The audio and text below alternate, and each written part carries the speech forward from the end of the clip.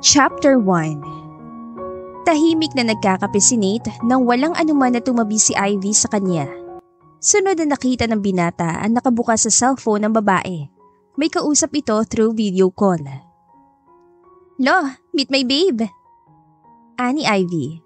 Humilig pa ng kaunti sa balikat ang nagulat na si Nate. Hinarap nito ang cellphone kay Nate kung saan nakangiti ang isang matandang lalaki sa screen. Lolo, magpapakilala siya sa'yo."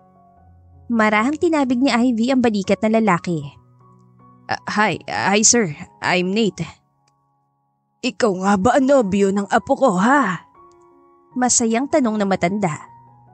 Opo, ako nga po. Ibinaba ng lalaki ang hawak na kape at kumaway pa ito at muling ngumiti na para bang palagi nito yung ginagawa. Matagal ko na po kayong gusto makilala. Lagi po kayong ikinukwento ni Ivy sa akin. Napatingin si Ivy sa binata. Paano nito nalaman ng pangalan ko? Sa pagkakaalala niya, 2 beses pa lang sila nakikita at sa parehong pagkakataon ay hindi siya nito tinignan man lang. Pero kilalang kilala niya ito, si Nate, ang isa sa mga popular sa pinapasukan niyang building dahil sa kagwapuhan at kakisigan nito. Wala siyang ibang alam dito kundi pinsan ito ng kaibigan si Trish.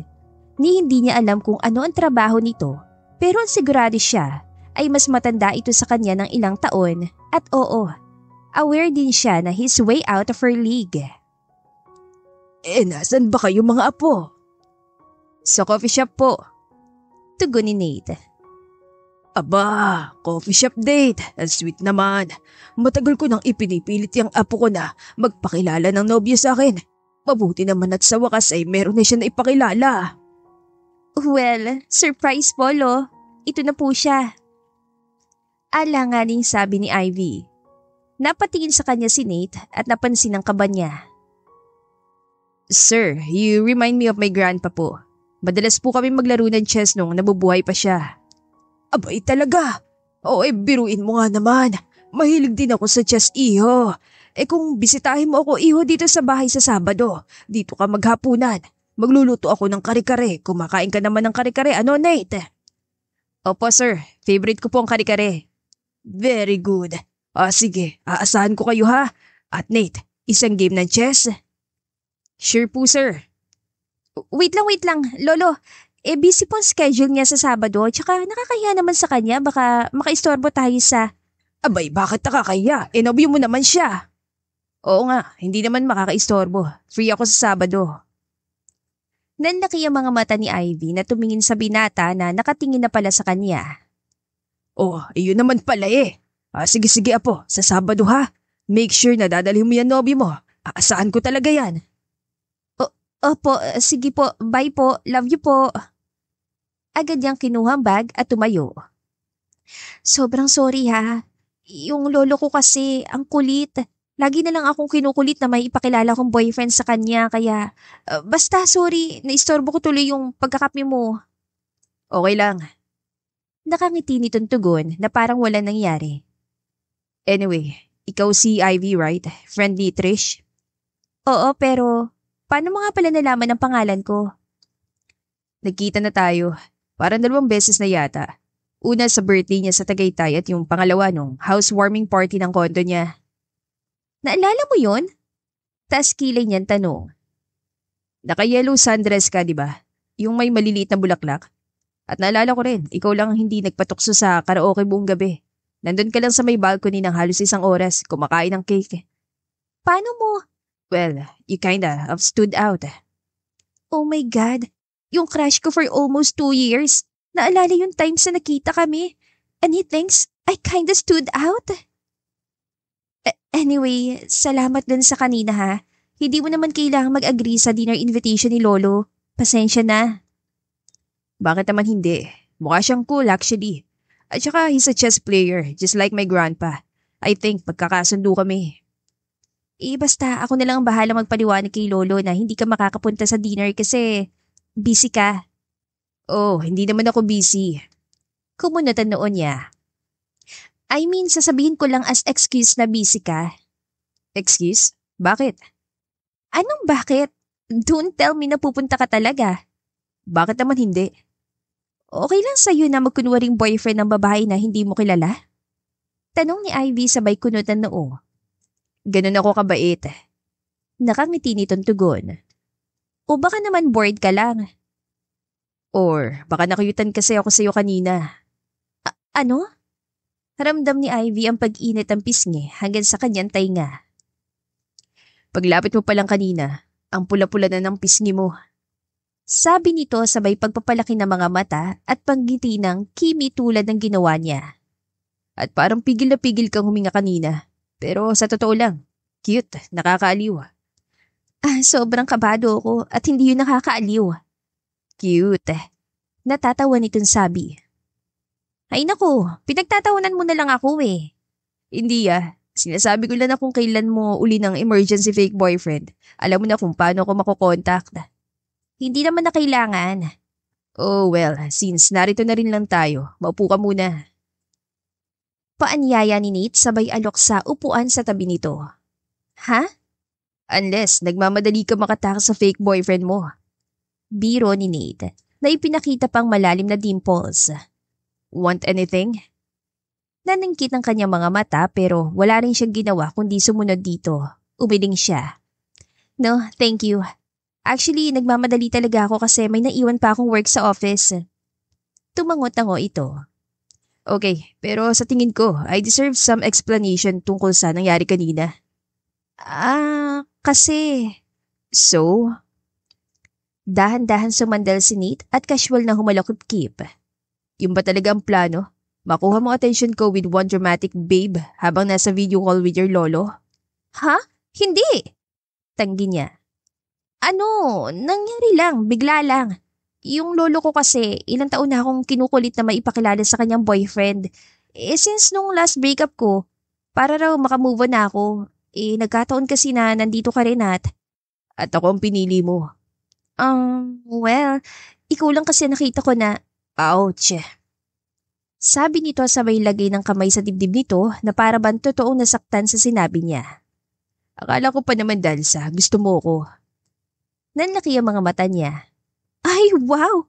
At bakit mo naman nasabi na? Relax, joke lang. Pero hindi nga ba? Excuse me? Naalala ko lang kasi may nabanggit si Trish tungkol sa... Oh my God! Anong sinabi ni Trish sa'yo? Ngumiti ito. Again, the dimples. Wala naman, hindi naman masyadong importante. Ano ang sinabi ni Trish?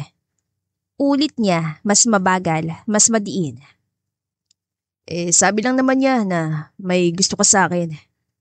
Casual nitong sabi at humigop ng kape. No! No, as in, hindi mo ko crush? O no, as in, hindi dapat sinabi yun ni Trish? Pareho! Pagsisinungaling niya. Oh, come on. Hindi makapaniwala nitong sabi. Ang ibig mo sabihin, nagsisinungaling si Trish? Pinandilatan niya ito ng mata. Hey, hindi porke gwapo ka at hindi porke lahat ng babae may gusto sa'yo. Ibig sabihin ako rin, may crush niya sa'yo.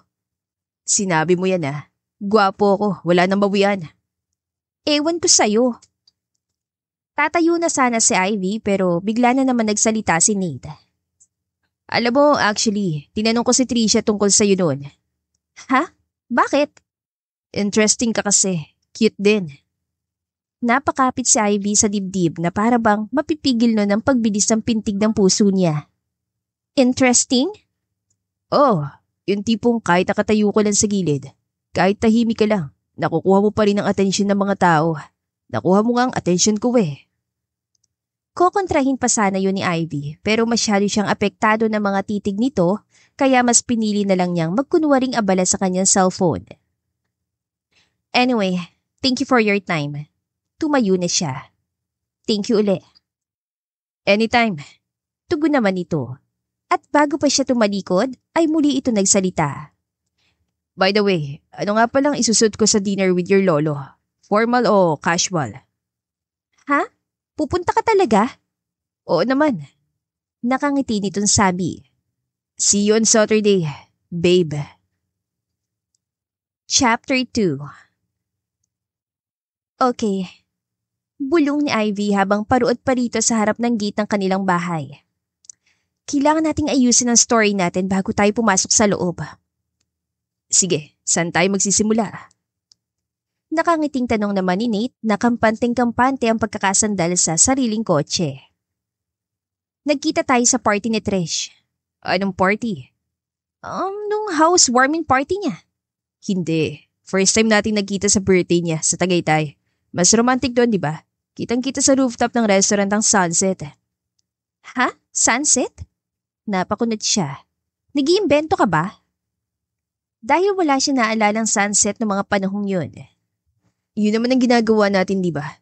Gumagawa tayo ng istorya.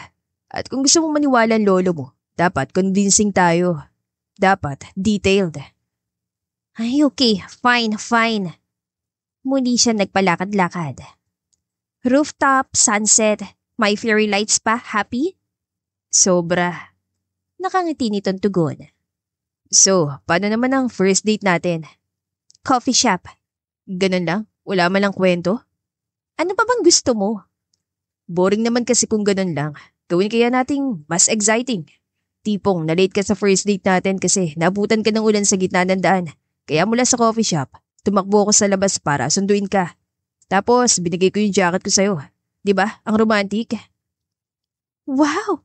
Romance writer ka? Aba, tinutulungan lang naman kita maging convincing ang love story natin.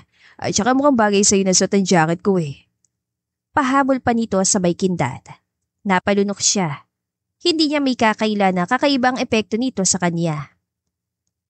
Okay, next. My favorite food is garlic shrimp pasta. Easy. Paano mo? Sabi ko naman sa'yo, kapag interesado ako sa isang bagay o isang tao, nalalaman ko lahat. Medyo creepy na Nate ha. Natawa ito. Joke lang.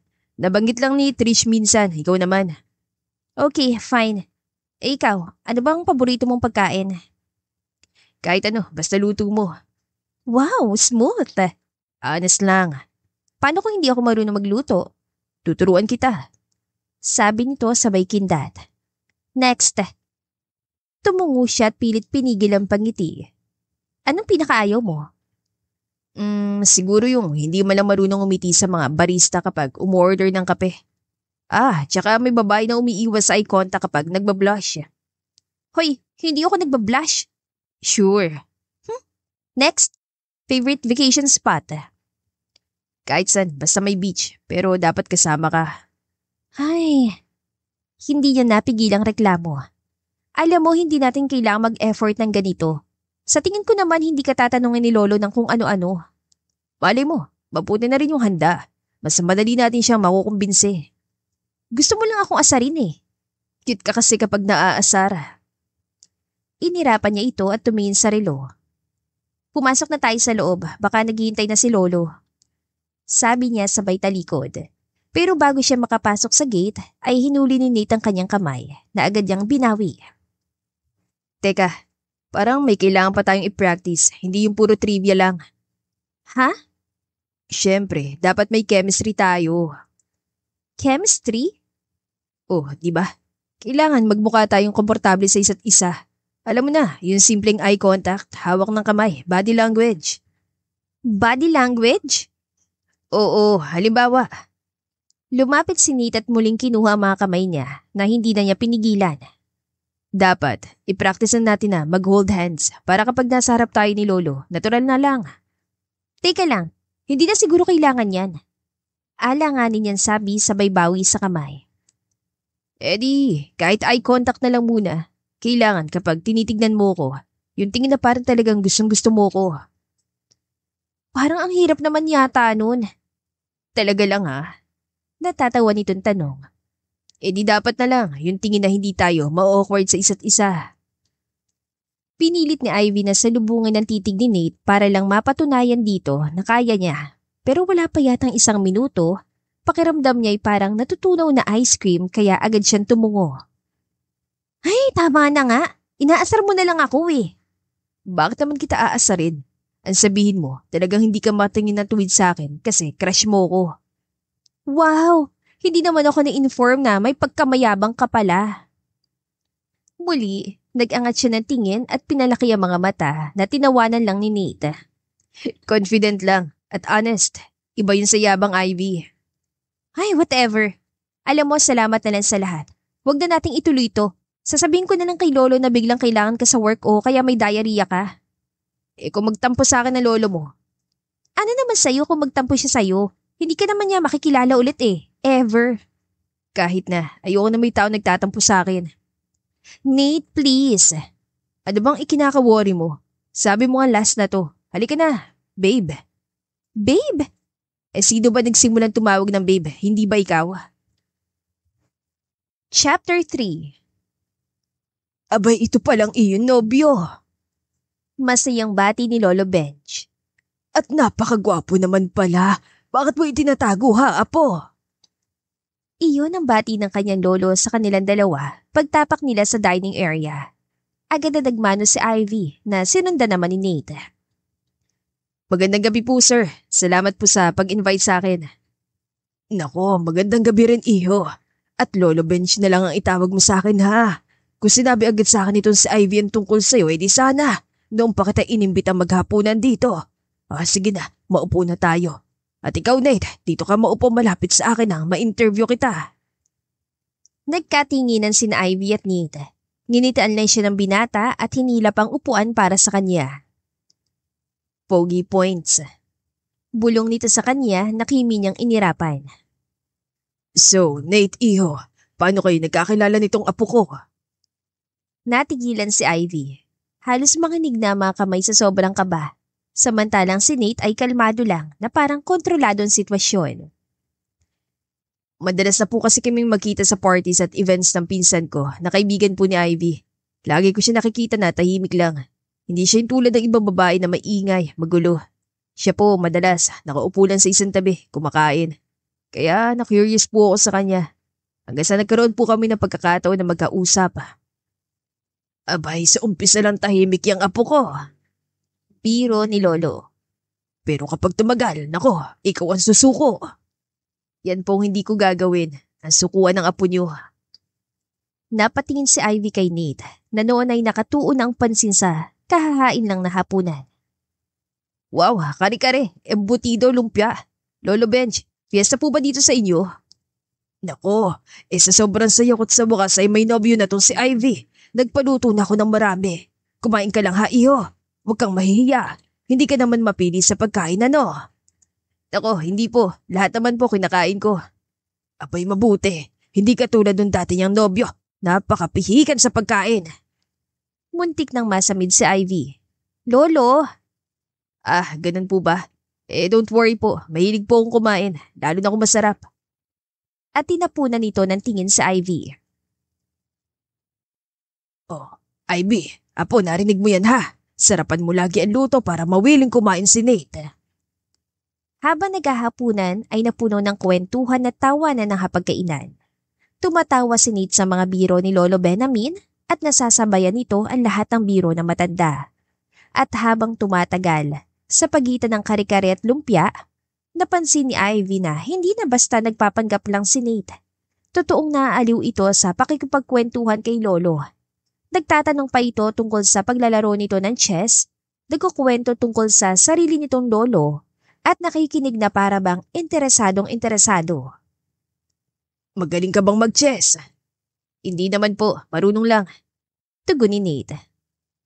Tingnan nga natin. Sa susunod na weekend, pwede ka ba? Lolo, busy po kasi si Nate sa… Sure po, Lolo Benj. Paghahandaan ko po yan. Tinignan niya ito ng masama at sinipa ng bahagya ang paa nito sa ilalim ng mesa. Pero lumapit lang ito sa kanya at bumulong. Gusto mo bang ma-disappoint si Lolo? Gusto ko lang ipaalala sa'yo na hindi mo kailangang masyado maging convincing. Pabulong din yan, tugon. Salamat, Nate ha. Dahil sa'yo may bago na akong kalaro. At Ivy, apo, mabuti na lang at sinagot mo tong si Nate. Magaling kang pumili, apo. Kiming umiti si Ivy pero sa totoo lang ay parang sasabog na ang puso niya. Kasi kahit alam niya nagpapanggap lang sila, may parte sa kanya na humihiling na sana nga ay totoo ang lahat. Malamig ang hangin sa labas na may halong amoy sampagita mula sa garden ni Lolo Benj. Tahimik na naglakad sina Ivy at Nate papunta sa gate. Kapwa iniisip kung ano na ang susunod na mangyayari. Salamat. Sa wakas ay sabi ni Ivy nang naroon na sila sa tapat ng kotse ni Nate. Sa pagpunta ngayon, at sorry, alam kong biglaan, weird at masaya. Putol ni Nate sa sasabihin niya. Masaya? Oo, nag-enjoy ako. Tinignan siya nito at nginitian para bang sinasadya nitong ipakita ang malalim na dimples. Lalo na sa tuwing pinipigil mong ngumiti at tuwing namumula kapag tinititigan kita. Hindi ako namumula, excuse me. Anong hindi? Ayan nga namumula ka na naman. Ay nako, nakakainis ka. Angal niya sabay takip na mukha. Nakakainis pero at least cute. At love ni Lolo Benj. Binuksan na ni Nate ang pinto ng kotse pero hindi pa muna ito sumakay. Siya nga pala, since pinagkunwari mo kong boyfriend ng 2 oras at kalahati at nilabas kong aking professional acting skills, may kapalit dapat yon. Kapalit? Marahan itong tumango. Okay na sa akin ang coffee. Treat mo. Niyayaya mo kung magkape bilang kapalit ang pagiging fake boyfriend ng ilang oras? Oo, bakit? Mas okay ba sa'yo na i-car wash tong kotse ko o ipaglaba ko? Biro nito. Pero mas gusto ko kasing magkape, kasama ka. Tatawa na sana siya dahil alam naman niyang binibiro lang siya ng binata. Pero seryoso ito nakatingin sa kanya na para bang hinihintay talagang kanyang sagot. Bakit ako ang gusto mong kasama magkape? I mean, ikaw yan. At ako. Ikaw. Pagtatapos ito. Kaya nga, ikaw yan. Muli, pinamulahan siya ng pisngi. Okay, sige na. Go sa kape. Pero dahil lang sa niligtas mong buhay ko ngayon ha. Great. So, coffee date? Just you and me. Bukas. Bukas agad? Bakit? May ibang boyfriend ka bang kanit bukas? Hala, wala no. Good. Saglit sila nagkatinginan. Gustong umiwas ni Ivy ng tingin dito pero parang may magnet ang mga mata ni Nate. Umurong siya ng isang hakbang at ngumiti. Sige na po, umuwi ka na. Baka hinahanap ka na sa inyo. Ako lang naman sa bahay. Solo lang. Buti na lang ngayon may girlfriend na ako. Hoy, fake girlfriend lang no? Mabilis niyang pagtatama sa sinabi nito. At ngayong gabi lang yun. Sure. Sige, see you tomorrow. Babe.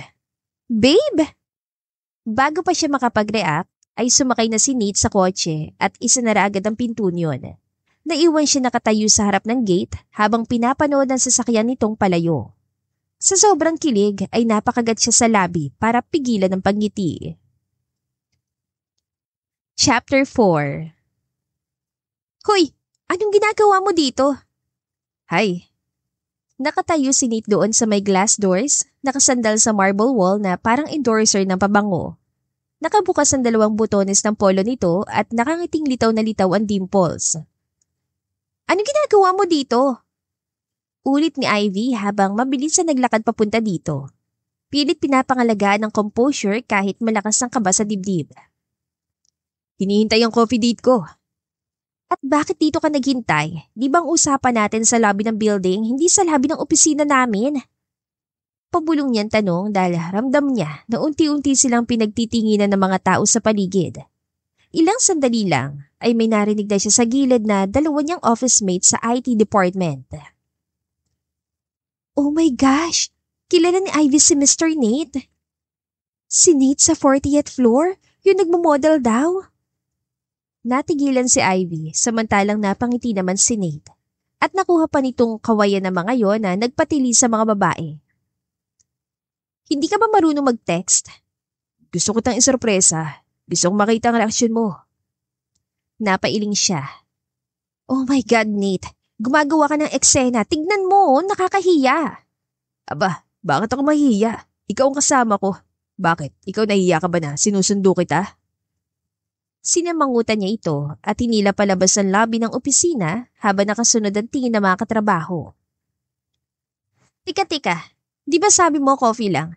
Bakit para kang aaten ng binyag? Dahil formal na formal ito sa suot na itim na polo at itim na slacks. Masama ba? Siyempre gusto kong magpa-impress sa unang date natin. Date? Hoy mister, kapilang po ito. As in simpleng kapilang bilang kapalit ng favor na hiningi ko kahapon. Anong date ang sinasabi mo dyan? Ano ba to? Hindi ba coffee date? Umiling siya. Coffee lang, period. Ngumitilan si Nate at tumango. Di coffee lang, period. Coffee na may kwentuhan, tawanan, na ako lang ang kasama mo. Sure, hindi to date. Umirap si Ivy at nauna na maglakad. Hayun na nga, ang hirap mong kausap. Bakit ako pa? Tanong nito sabay turo sa sarili. Or, mahirap lang kasi gusto mo rin naman pero ayaw mo lang aminin. Nate! Napalingon siya. Nanilisik ang mga mata pero ramdam niyang unti-unting pag-init ng kanyang pisngi. Okay, coffee lang. Behave na ako. Let's go. Sabi nito sabay huli sa kamay niya at niyakag sa loob ng elevator. Teka, saan tayo pupunta? Sa ground floor yung coffee shop, di ba? Kanyang tanong nang pindutin ni Nate ang button na may star symbol. Star? Ano yan, hoy? Saan mo ko dadalhin? Kinakabahan niyang tanong. Alam kong gwapo ka't mabango pero hindi ako basta-basta sumasama sa... Talaga? Gwapo ako't mabango? Che? Sinamangutan niya ito at padabog na binawi ang kamay. Pero wala na siya magagawa. Saan ba kasi tayo pupunta? Surprise. At ilang sandali lang ay muli nang bumukas ang pinto. Paglabas nila ay hindi lang malamig na hangin ng rooftop ang sumalubong sa kanya, kundi ang napakabangong amoy ng freshly brewed coffee at ang nakaka-relax na jazz music. Kitang-kita mula doon ang panoramic view ng city skyline. Wow! Literal na napanganga si Ivy. Halos hindi makapaniwala. Napatingala siya sa magarbo at eleganteng chandelier na mas mahal pa yata sa sahod niya na buong 1 taon. Sigurado ka bang coffee shop to at hindi hotel? Welcome. Sabi ni Nate na parang proud na tour guide. Paano? May ganito pala sa building na to? Bakit hindi ko alam to? Tanong niya habang sinusuyod ng tingin ng kabuuan ng coffee shop. Exclusive. Invite only. Casual nitong tugon. Obvious nga dahil lahat ng customers ay puro nakapormal na damit. Samantalang siya ay naka-smart casual lang na parang pambahay kung ikukumpara sa mga naroon. Diyos ko, Nate, parang out of place naman ako dito. Bakit naman? Itignan mo naman tong ayos ko. Bakit kasi dito pa tayo? Pwede naman tayo sa baba, Nate. O kaya sa coffee shop sa tapat ng building. Mas maganda dito, mas tahimik. Mas maraming variety ng kape. Mas masarap din ang cakes at pastries nila. Tignan mo. At mas mahal. Titig na titig siya sa menu board, maging sa mga nakadisplay na cake. Grabe, baka isang buong buong sahod ko to. Pang isang kape lang dito ah. Natawa si Nate. Don't worry, akong bahala. Hinawakan nito ang kanyang siko at inakay papunta sa mesa sa dulong bahagi ng lugar kung saan may pinakamagandang view ng skyline. Hinila nitong upuan para sa kanya bago ito naupo. Anong gusto mo? May flat white, cold brew o baka gusto mo yung signature nila? Kopi luwak. Kopi luwak? Kunot nung ulit ni Ivy. Kakaiba yan ah. Baka naman sobrang mahal niyan. Sabi ko nga diba, don't worry. Sabi pa nito sabay kindat. Tinawag nitong waiter pagkatapos. 2 kopi luwak please. And your most popular cake for the lady. Habang naghihintay ng order, ay dumungaw si Ivy sa salamin. Teka, ano ka ba talaga, Nate? Bakit alam mo tong VIP coffee shop na to? Paano mo to afford? Ano, CEO ka ba? Tagapagmana ng multi-million business? Ganyan? Dahan-dahan tumango si Nate na naghinto sa pagtawa ni Ivy. Ano nga? Yun nga, CEO. Tagapagmana ng multi-million business. Umiling si Ivy. Hindi nga, yung seryoso naman kasi. Seryoso nga. My full name's Nathaniel Joseph Tantoco. Ano? Tantoco as in? Tantoco Towers? Natatawa pa niyan tanong. As in, Tantoco Towers. As in, itong building na to? Ikaw ang may-ari ng building na to kung nasaan ang VIP coffee shop na to? Kung saan naroon ang IT company na pinagtatrabahuhan ko? Tumango si Nate. Among many others. Saglit na natahimik si Ivy. Tinitigang mabuti ang binata at saka biglang tumawa. Ay Ay, grabe ka, Nate. Ang funny mo pala. Hindi naman kita Trish na may pagka-comedian ka pala. Kinuha ni Nate ang wallet sa bulsa at nilapag sa mesa. Kinuha nito mula doon ang isang ID at isang black metal credit card. Maging ang driver's license ito, platinum credit cards at isang building access card na may tatak na Tantoco Group Executive. Here. Sabi pa nito sabay abot sa kanya. Dahan-dahan yung kinuha ni Ivy at binasa. Nathaniel Joseph Tantoco. May emboss seal pa yon ng corporate group. At ang card, hindi ordinaryo. Ganoon ang mga nakikita niyang black card ng mga milyonaryo. Yung mga walang credit limit. Oh my God! Seryoso nga? Simpleng tango lang ang itinugon ni Nate. Saktong dumating naman ang order nila kaya saglit silang natahimik. Teka, bakit wala nabanggit si Trish na ganito ka pala kayaman? As in Tantoco Towers level. Umangat ang isang kilay ni Nate at tila natatawa. Bakit? Dapat ba niyang ipagkalat sa lahat? Hindi naman sa ganun, pero hello, medyo close din naman kami ni Trish kahit apano pero kahit kailan, wala siya nasabi na elite level ka pala. Hindi naman kasi ganun si Trish. Alam din niya na ayokong pinag-uusapan yung background ko. Pero close ang family namin at kahit sila, gusto nila low-key lang. Sabi mo nga, close kayo ni Trish, di ba? Hindi rin naman siya nagbabrag about her family, di ba? Napaisip si Ivy. Oo nga.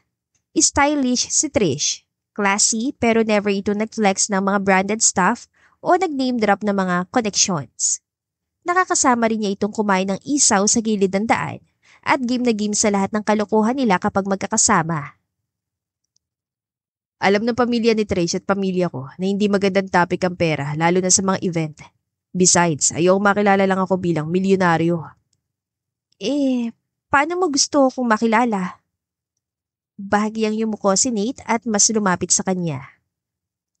Bilang Nate, yung lalaki na lapitan mo kahapon sa coffee shop na pumayag maging fake boyfriend mo. Biglang nag-init ang pisngi niya. Bakit ka nga ba pumayag agad kahapon?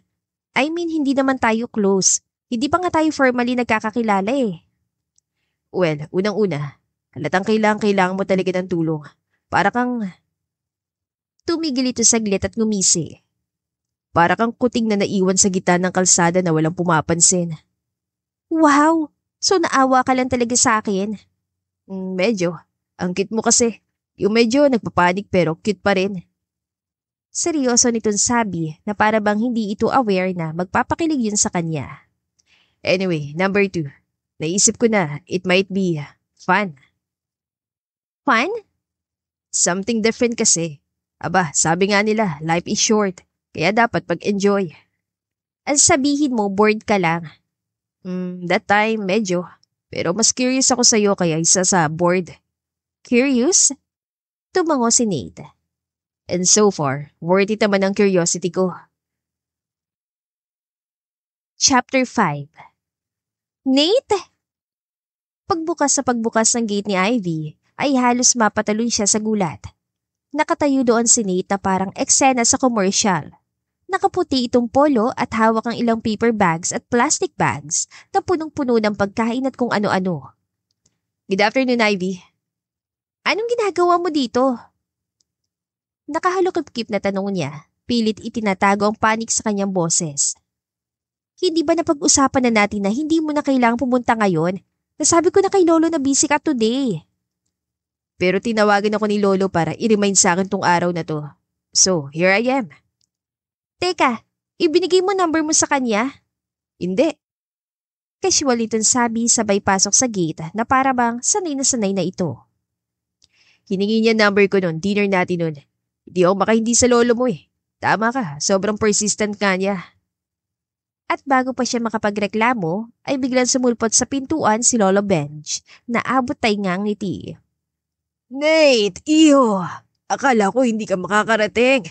Sabi nito si Ivy may importante ka raw na kailangan asikasuhin sa trabaho. Mano po, Lolo Benj? Agad na inilapag ni Nate ang mga dala sa mesa sa garden matapos magmano sa matanda. Ginawan ko po ng paraan, Lo. May pasalubong nga po pala ako sa inyo. Iniabot nito ang isang kahon na agad binuksan ni Lolo Benj. Wow, ayos to ah. Salamat iho. Tuwan-tuwa nitong sabi na makitang eleganteng chess clock na bigay ng binata. Sige, kukunin ko lang yung chess set at nang makapagsimula na tayo. Dugtong pa nito bago muling pumasok sa loob ng bahay. Samantala, nasa gilid lang si Ivy. Sinusubukang kalmahin ang sarili. Hindi mo naman kailangang gawin yan, Nate. Nakita ko kasi yan kahapon sa mall. Bigla ako naisip na sigurado magugustuhan ni Lolo. At tama ako, di ba? Napailing na lang si Ivy. Hindi na niya alam kung anong iisipin sa mga ginagawa ni Nate. Is he really into me or he's just bored? Bulong niya sa sarili. At lalo pa siya naguluhan nang biglang hawakan nito ang kanyang kamay at hilahin palapit. Come on, babe. Tabi ka sa akin para may lucky charm ako sa game. Ayan ka na naman sa babe mo. Halos pabulong na sigaw ni Ivy pero dahil palapit na si Lolo Benj, wala na siya nagawa kundi maupo sa tabi ng binata. Kailangan nating maging sweet para kay Lolo, di ba? Ayaw naman natin siya ma-disappoint. At doon nagsimula mga simpleng tinginan at tuksuhan habang naglalaro si Nate at Lolo Benj. Paminsan-minsang hinahawakan pa ni Nate ang kamay ni Ivy for acting purposes. Magaling ka palang mag-chess, iho. Nako, hindi po. Hinahayaan niyo lang po talaga ako matalo eh. Napangiti si Lolo Benj. Mukhang hindi lang sa chess magaling tong future apo-in-law ko ah. Lo! Sigaw ni Ivy na halos mabilaukan ng orange juice. Natawa naman si Nate at pasimpleng tumingin kay Ivy. At pagkatapos ay kay Lolo Benj. Hindi niyo po na itatanong, Lolo. All around po ako. Aba, mabuti yan. Sabi ko nga dito kay Ivy, kung pipili na mapapangasawa yung maalam sa lahat. Mabilidad ba, ganon? Sa panahon ngayon, puro papogi lang ang alam ng mga kabataan eh. Bibihira yung seryoso talaga sa buhay. Yung kayang gawin ng lahat para lang sa pamilya. Lolo, bakit naman po pag-asawa agad at pagpapamilyang usapan? Nakakaya naman po kay okay lang. Agad na sabi ni Nate. Doon din naman ang punta nun, di ba Lolo Benj? Tama-tama ka, iho. Naku, Ivy, huwag mo nang pakakawalan tong si Nate ha. Gusto ko na siya para sa'yo. Ngumiti lang si Ivy pero agad na sumimangot kay Nate. Pagkatapos ng ilang rounds ng chess, ay lumipat na sila sa veranda kung para magmerienda. Inalabas ni Manang Tessa ang kakanin, pandesal at kape. Gayon din ang mga dala ni Nate na prutas at pastries. So Nate, ano bang pinagkakaabalahan mo sa buhay? Nasa import-export business po. Kadalasan coffee beans, tsaka konting wine distribution. Okay naman po, hindi kalakihan pero steady naman. Sa tono ni Nate ay parang simpleng sari-sari store lang ang pagmamayari nito. Napailing tuloy si Ivy pero hindi niya maiwasang masumanga dito. Tumangot-tango si Lolo Benj. Maganda yan. Wala sa yaman o laki ng negosyo yan. Basta marangal ang trabaho. At saka may oras ka para sa pamilya. Importante rin po sa akin ang pamilya. Kahit gaano ka busy, dapat may quality time pa rin para sa kanila. Kaya nga sabi ko kay Ivy, hindi siya dapat mag-worry na mapapabayaan ko siya dahil sa trabaho. Habang sinasabi yun ni Nate, ay nakatitig ito kay Ivy at dama ni Ivy ang senseridad dito. Dahil once na nag-commit ako sa isang tao, sinisiguro ko na siya ng top priority ko. Matapos ang merienda, ay nagpaiwan pa si Nate para tulungan si Lolo Benj na mag-ayos ng chess set. Samantalang si Ivy ay nanatiling nakaupo. Pilit pa ring pinapakalma ang sarili. Dahil sa bawat simpleng kilos ni Nate, ay parang napapalapit siya sa isang bagay na alam niyang walang patutunguhan. Ilang sandali lang ay pumasok na rin si Lolo sa loob ng bahay matapos sabihin. Maiwan ko na kayo riyan na makapag-quality time kayo mga apo. Hindi mo naman sinabi sa akin na may talent ka pala sa pag-charm ng senior citizens. Biro ni Ivy kahit pa nga halos tumalo na ang puso niya sa kilig. Hindi talent yun. Natural lang yun kapag gusto ko talaga magpa-impress. Hindi na need. Mukhang kuhang-kuha mo ng kiliti ni Lolo eh. Ang kiliti kaya ng apo niya, nakuha ko na. Ay nako. Inirapan niya ito at bago makasagot ay tumunog ang kanyang telepono. Mensahe yun mula sa kanyang ina na nakadestino sa Singapore kasama ng ama. Oh no! Bulong niya. Bakit?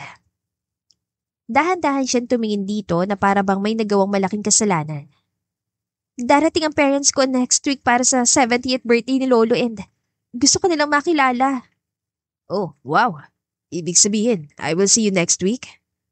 Hoy, seryoso to. Wala pa akong ipinapakilala ng lalaki sa kanila ever. And I'm sure, naikwento ka na ni Lolo sa kanila kaya gano'n na lang sila ka-excited na ma-meet ka in person. Bakit kung magsalita ka parang napakalaking problema nun? Dahil big deal sa kanila yun, Nate. Baka akalain nila na seryoso talaga tayo sa isa't isa dahil nga sa ikaw pa lang ang ipapakilala ko sa kanilang boyfriend if ever. Hindi ba tayo seryoso? Biro nitong tanong sabay kindat. Nate! Ano ba kasing ikinawaworry mo? Darating ako, promise. Ayun na nga eh. Yun ang problema, Nate. Hindi naman dapat mangyari. Hindi kita kailangang ipakilala sa parents ko kasi hindi naman tayo. Wala naman tayong relationship. Oo. At hindi mo kilala ang parents ko. Hindi sila katulad ni Lolo na madaling ma-impress. Paano kung malaman nila ang totoo na hindi pala talaga kita boyfriend? Nag-aalala niyan tanong. Ay, paano ba to? Teka, paano kaya kung sabihin ko na kay Lolo ang totoo? Naku, sigurado madidisappoint yun. Paano? Anong gagawin natin? Lumapit sa kanya si Nate at tinignan siya sa mga mata. May 1 linggo pa naman tayo, di ba? Anong ibig mo sabihin? May 1 linggo pa tayo para mag-practice. Practice? Ulit ni Ivy na parang hindi sigurado kung tama ba ang dinig niya.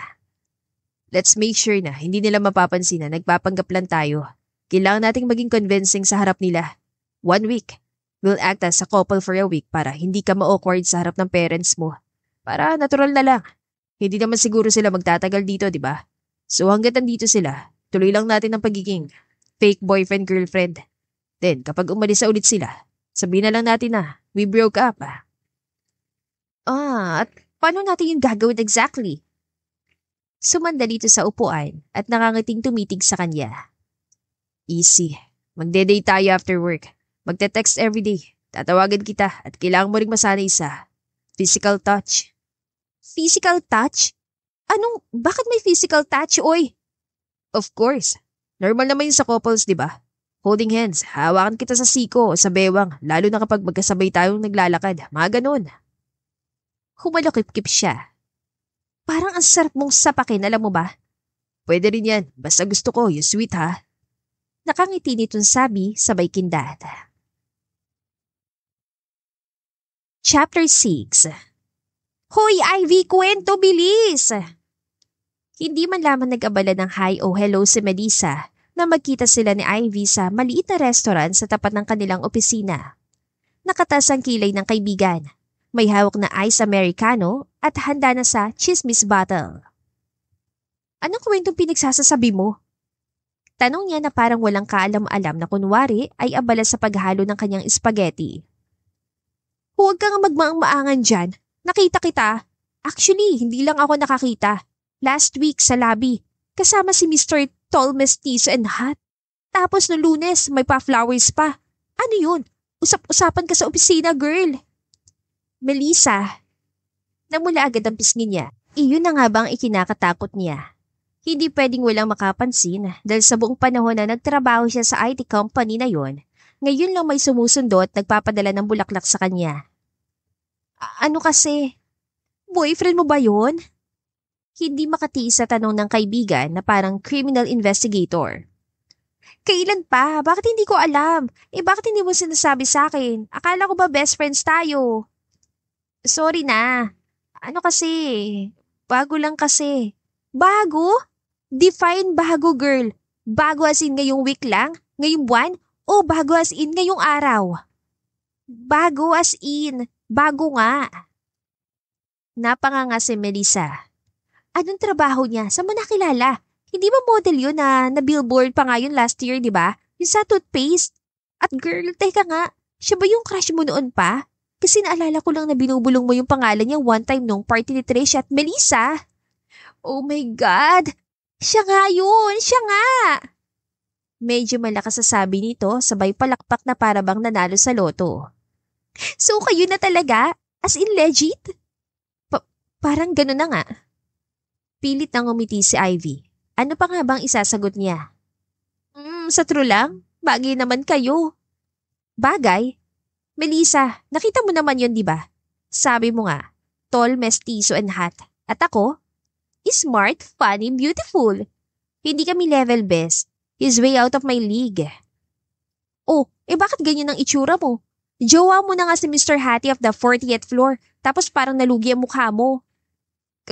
Kasi naman. Alam ko na. Tinamaan ka na naman ng insecurities mo. Ginagap ni Melissa ang kanyang kamay at pinisil-pisil yun. Bes, hindi lahat ng lalaki tulad ng ex mo na makakita lang ng nakapalda, tumutulo na ang laway. At uulitin ko sa'yo, hindi mo kasalanan kung bakit kayo nagkahiwalay. Kahit ano pang kagaguhan na sabihin niya sa'yo na kesyo masyado kang conservative o masyado kang simple o masyado kang introvert at hindi mo masabayan ang trip niya. Hindi mo kasalanan na nagloko siya, okay? Alam ko naman, Melissa. Bahagyan ng hilid ang luha niya na agad niyang pinahiran ng tissue. So bakit ka nagkakaganyan? Nagkibit-balikat na lang siya dahil hindi naman niya pwedeng sabihin sa kaibigan ang totoong dahilan na hindi naman niya talaga nobyo si Nate. Anyway, Bes, I'm happy for you. Tumalab ang pagmamanifest mo gabi-gabi, dear. Pero teka ha, may tampo pa rin ako sa iyo ha. Ilan taon na ba tayo magkaibigan ha? 5 years? 6? At ngayon ko lang nalaman na may bago ka ng boyfriend? At hindi basta-basta boyfriend ha? Kundi walking Calvin Klein at boyfriend. Napangiti siya. Mel, hindi naman kasi. Hindi pa kasi official noon. Noon? So ibig sabihin matagal na kayo may something? Wala. Mabilis niya sagot. Ano lang? Ewan ko, nangyari lang. Nangyari lang? Paano nangyari lang? Ano yun, tipo nahulog yung ballpen mo, pinulot niya tapos nainlove agad kayo sa isa't isa? Ay, kung alam mo lang. Bulong niya sa sarili.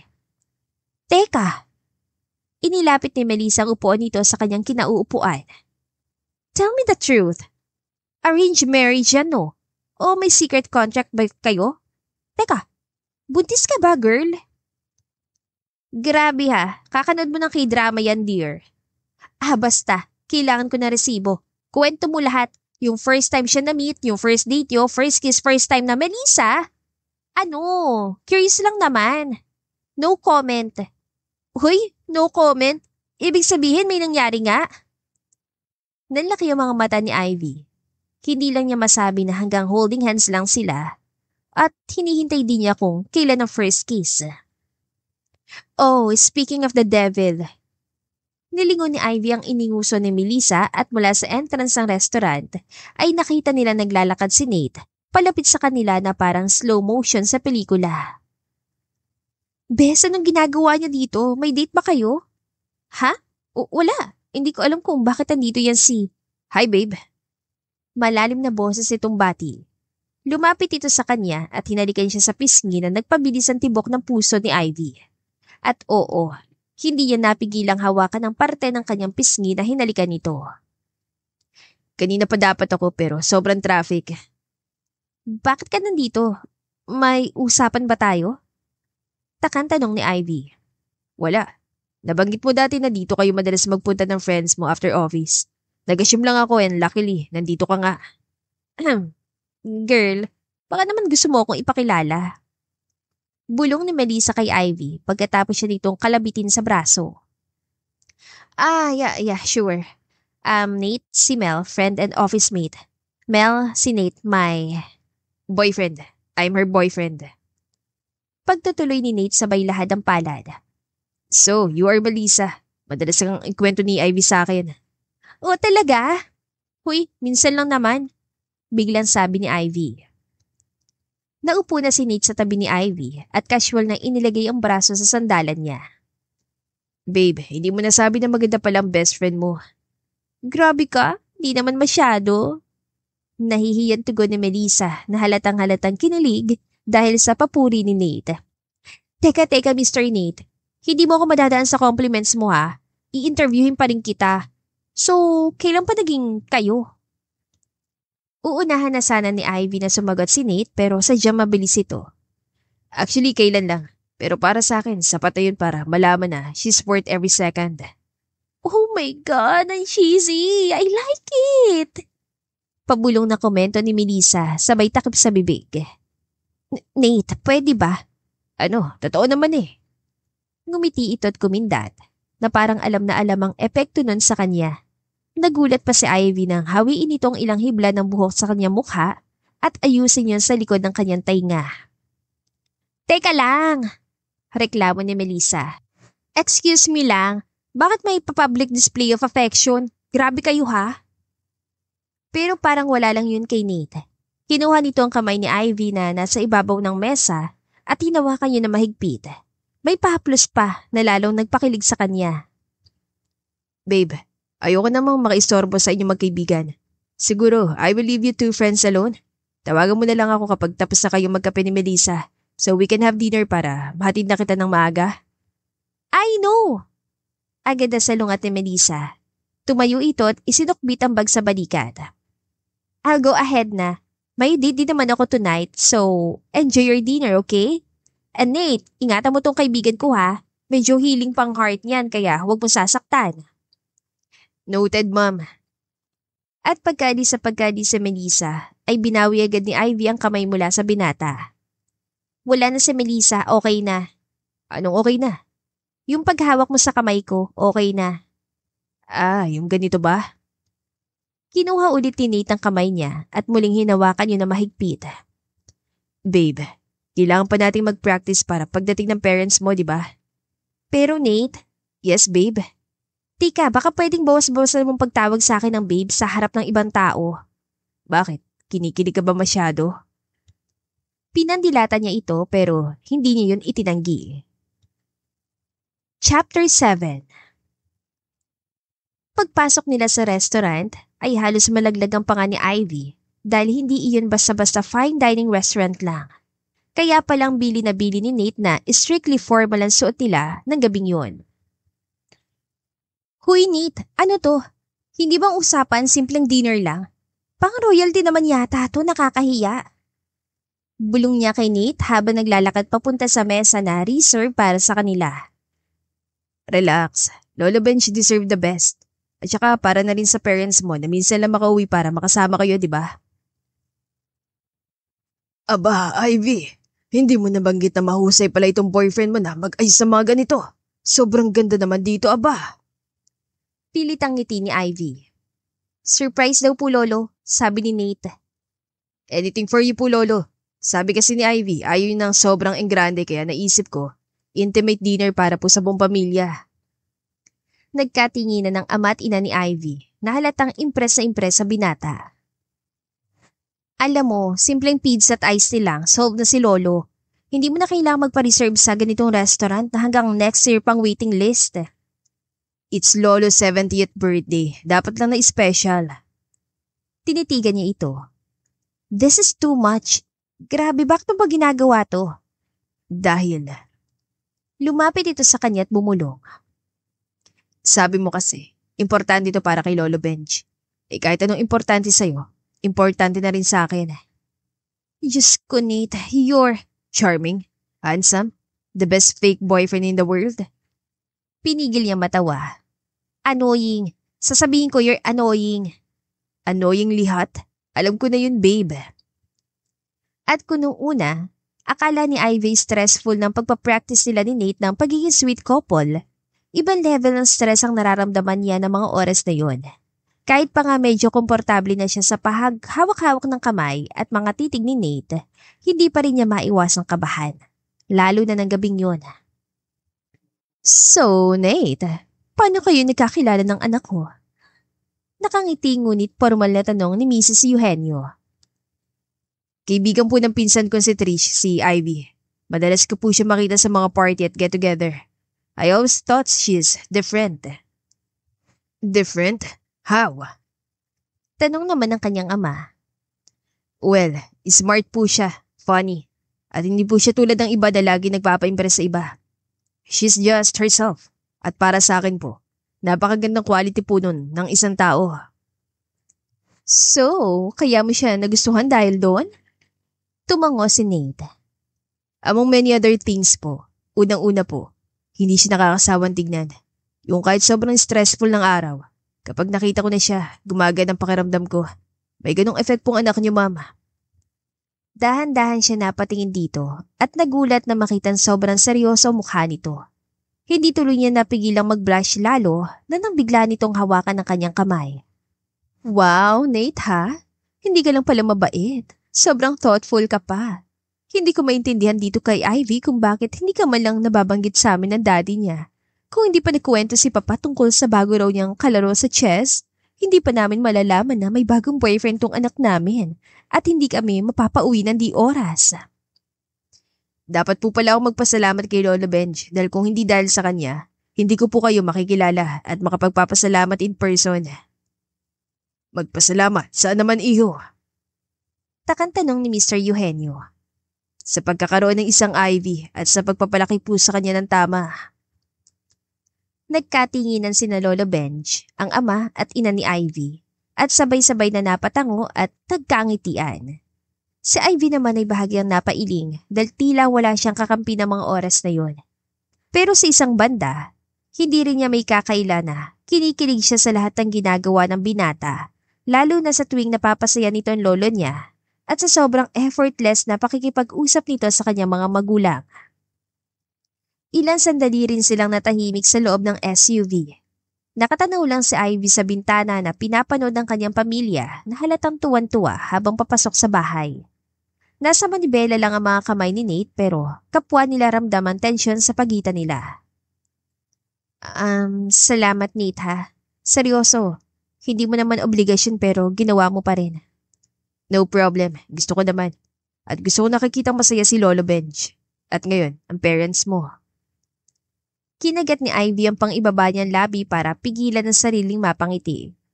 Acting pa rin ba lahat o seryoso na sila? Well, at least mission accomplished na tayo. Na-survive na natin ang birthday ni Lolo, plus meeting my parents. Pwede tayong bumalik sa realidad. Gusto mo ba talagang bumalik sa realidad? Sa wakas ay nilingon siya nito. Yun naman talagang deal, di ba? Na pagkatapos ng birthday ni Lolo, tapos na rin ang pagpapanggap natin. Hindi mo sinagot ang tanong ko. Gusto mo bang tapusin na natin tong deal natin? Ha? Mas inilapit nito mukha sa mukha niya at bumulong. What if? Tutuhanin na lang natin. Naramdaman ni Ivy ang panunuyo ng lalamunan at pagsikip ng kanyang paghinga. Hindi niya alam kung paano sasagutin ang tanong na yun ni Nate. Parang gusto na lang niya lumabas ng kotse at tumakbo pabalik sa bahay, pero hindi rin niya kayang iwasan ang mga titig nito. Nate, huwag kang magbiro ng ganyan. Pilit pa siyang tumawa para itago ang kaba. Hindi ako nagbibiro, Ivy. Look, this whole setup, dapat hanggang ngayon na lang to, di ba? Pero kung iisipin natin, bakit kailangan tapusin? I mean, we are so good together. Gusto ko ng pamilya mo, ng lolo mo. That's very obvious. And I really like you. Napalunok siya. Hala, ano ba yung pinagsasasabi mo? Lasing ka ba? Wine lang naman ang ininom natin kanina. Hindi ako lasing, Ivy. At hindi rin ako nagbibiro. Hindi ko alam kung paano i-explain. Hindi ko sigurado kung kailan nagsimula pero habang tumatagal, nagugustuhan ko na lagi kang nakikita, na lagi kang kasama. Umiling si Ivy. Baka nadadala ka lang sa sitwasyon. I mean, baka natutuwa ka lang masyado kay Lolo. At saka masyado kasi tayong magaling umacting kaya. Hindi ganon. Sa tingin mo ba ganon ako kababaw? Hindi naman ako bata para hindi ma-distinguish kung ano tong nararamdaman ko o anong gusto ko. Ano bang gusto mo? Lakas loob niyang tanong. Ikaw. Hindi ako bagay sa'yo, ano ka ba? I mean, nasa iyo na ang lahat. Kahit sino pwede mong gawing girlfriend. Samantalang ako, ito lang. Mariing umiling si Nate at tinitigan siya na mabuti. Wala naman ako ibang gustong gawing girlfriend. Ikaw lang, Ivy. Yung mabait, yung funny, makulit, minsan matigas ang ulo. Yung overthinker na Ivy na kayang-kayang baguhin ang mood ko sa isang ngiti lang. Natahimik si Ivy. Tumungo siya. Nangingilid ang mga luha. Dahil sa kauna-unahang pagkakataon, hindi niya alam kung tama bang kumapit pa siya o kailangan na niyang bumitaw. I'm willing to take the risk, Ivy. If that risk includes you, handa akong gawin ng lahat para lang mapatunayan sa'yo na seryoso ako. Pero Nate, Paano kung masaktan lang tayo pagkatapos? I will make sure na hindi ito matatapos. Sandaling hindi nakakibos si Ivy. Nanatili lang na nakatitig sa kanya si Nate, na parang may hinihintay na kung ano. Nate, dahan-dahan lumapit pang binata sa kanya hanggang halos magdikit ng kanilang mga labi. Automatiko siyang napapikit nang maramdaman niyang marahang pagdampi ng labi nito sa labi niya. Nananantya. At nang hindi siya umiwas, mas naging mapanghas ito at nilaliman pang halik na yon. Napakapit si Ivy sa braso nito hanggang sa magkabila nitong balikat na para bang takot siyang tuluyang mahulog sa bawat itong halik. Nate, bulong niya na sa wakas ay naglayo ng bahagyang kanilang mga labi. Nang idilat niya ang mga mata ay nakita niya nakangiti ito. Sa tingin mo ba, fake pa rin ang lahat ng to? Chapter 8. Halos 1 linggo na mula nang huli niyang makita si Ivy at mahalikan. Gabi-gabi niyang iniisip ang halik na namagitan sa kanila ng gabing yon at sa totoo lang, hindi na niya alam kung paano yun malilimutan. Ang sabi ni Ivy, pag-iisipan nito ang sinabi niya, natotohanin na ang lahat. Pumayag siya, binigyan niya ito ng oras, na buong akala niya ay kaya niyang panindigan. Dahil halos 1 linggo na siya naghihintay ng tawag o text man lang mula dito na hindi na yata darating. Kaya ng araw na yon, tinapos niyang kanyang meeting ng mas maaga para sana sorpresahin ang dalaga sa opisina nito. Kahit pa nga may posibilidad na ipagtabuyan siya nito. Pero bago pa siya makarating sa Tantoco Towers, ay nahagip ng kanyang paningin ng isang pamilyar na mukha. Nakaupo ito sa isang corner table, tumatawa. At sa harap nito ay isang lalaki na pamilyar din sa kanya. Babe. Matigas niyang bati kay Ivy paglapit niya sa mesa ng dalawa. Nate? Hi babe. Ulit niya sabay akbay dito at saka niya ito binigyan ng mabilis ngunit malalim na halik sa labi para ipakita sa lahat kung sino siya sa buhay ni Ivy.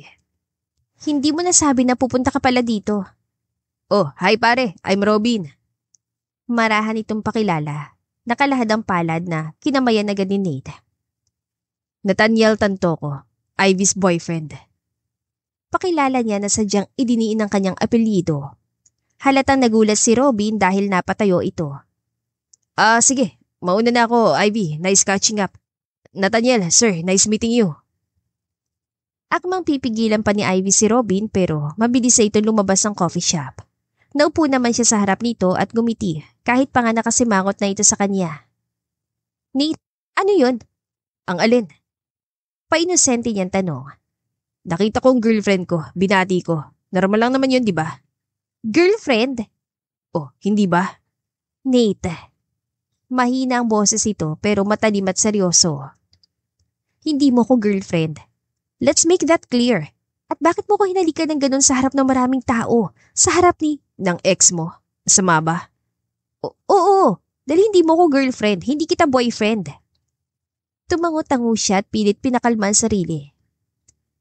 Bakit parang bigla yata nagbagong ihip ng hangin? Ano nagbago? Dahil ba sa nakita mo ulit yung ex mo at nagkausap kayo ulit? At ano nga bang pinag-usapan niyo? I think that's none of your business. Wow. Natatawa niyang tugon. None of my business. Ivy, nung huli nating pag-uusapan sabi mo, pag-iisipan mo. Ikaw mismo nagsabi na you're thankful na dumating ako sa buhay mo dahil natutunan muling mas mahalin ang sarili mo. And then we kissed. God, that kiss made me hopeful. You made me hopeful. So oo, siguro may pakialam naman ako kahit paano kapag nakita kitang kausap ulit yung lalaking na nakit sa'yo ng sobra.